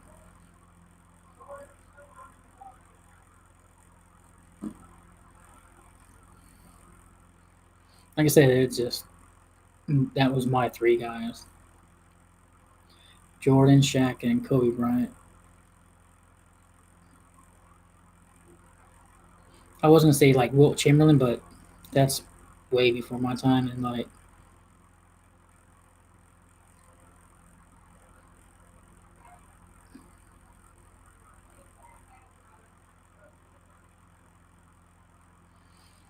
yeah, Kareem Abdul-Jabbar though, he was really good.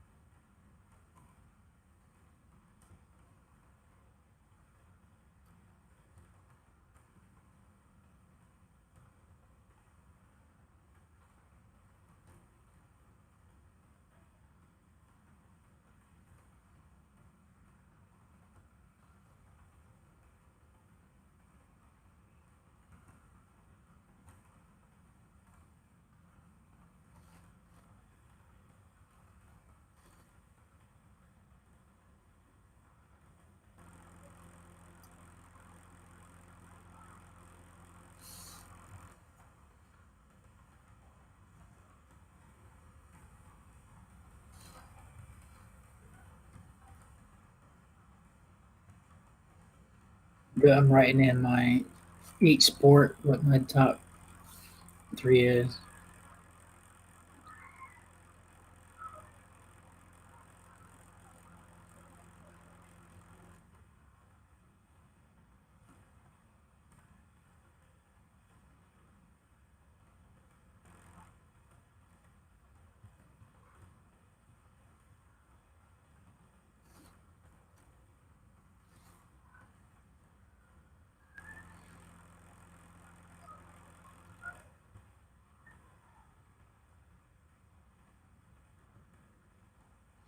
Now the baseball and MLB, this is just my from. I ain't going way back with Babe Ruth and Lou Gehrig. I'm just going from my time that I actually witnessed watching.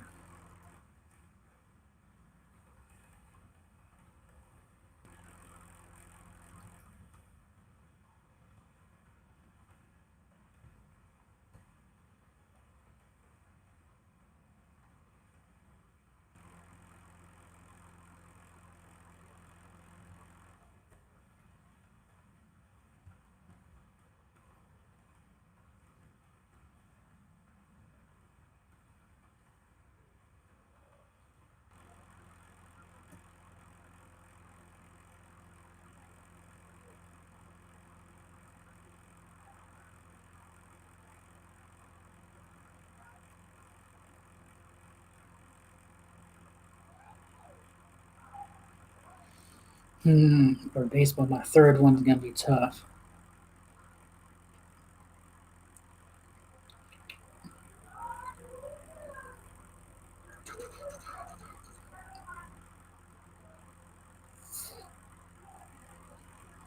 Third one, let's see.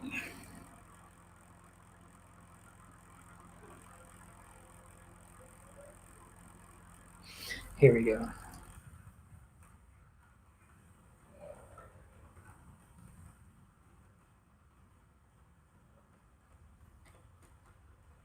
Now, like I said, this is just from my time, so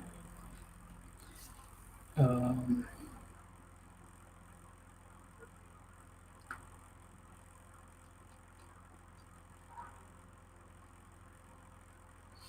yeah, screw it. There you go. There's my baseball.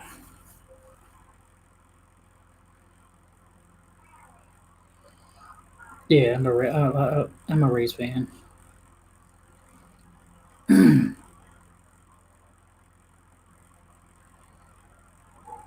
Now, before we had a baseball team here, I used to like Boston Red Sox and Atlanta Braves.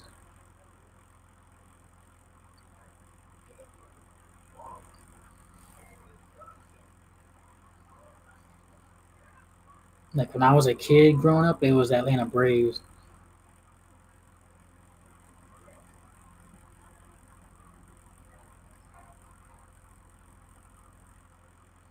Most roided out NFL player ever.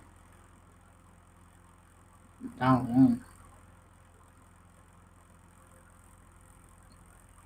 Fucking, there was one dude from back in the day that was, I don't know his name. I think he was fucking on steroids. This white dude with dark curly hair. I forget his name. He was in magazines and stuff.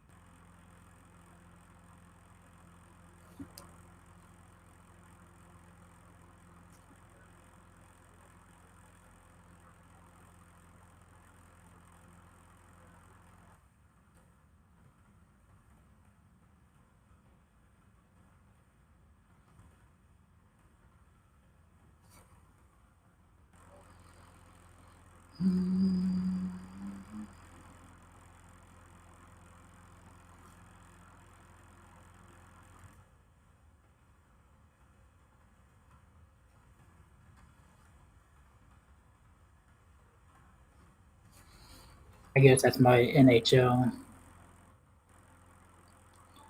Oh yeah, Willie McGinnis.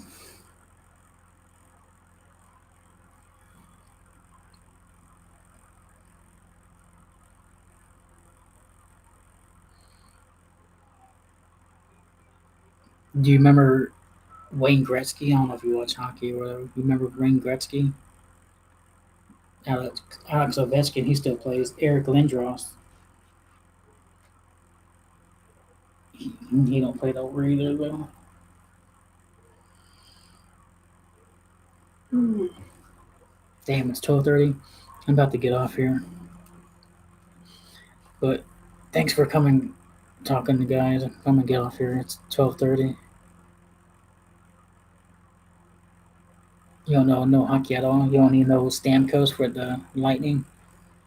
Martin St. Louis.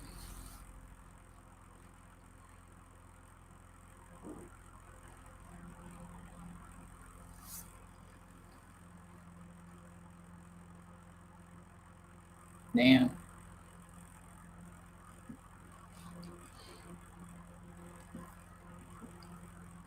Hey, 3D. Thanks for coming in, man. I'll come on this weekend or something, probably.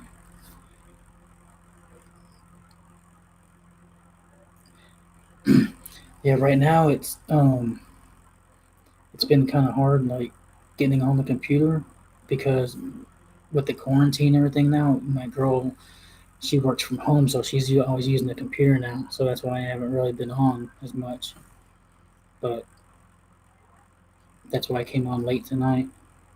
But I'm trying to get on as much as I can. But she's been using it for work. She works at the Veterans Hospital, so she's always dealing with patients and doctors, scheduling, and all kind of stuff.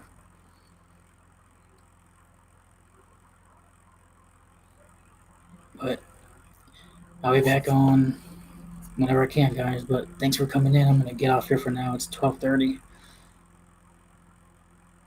All right. Take care and be safe. See ya. And good night.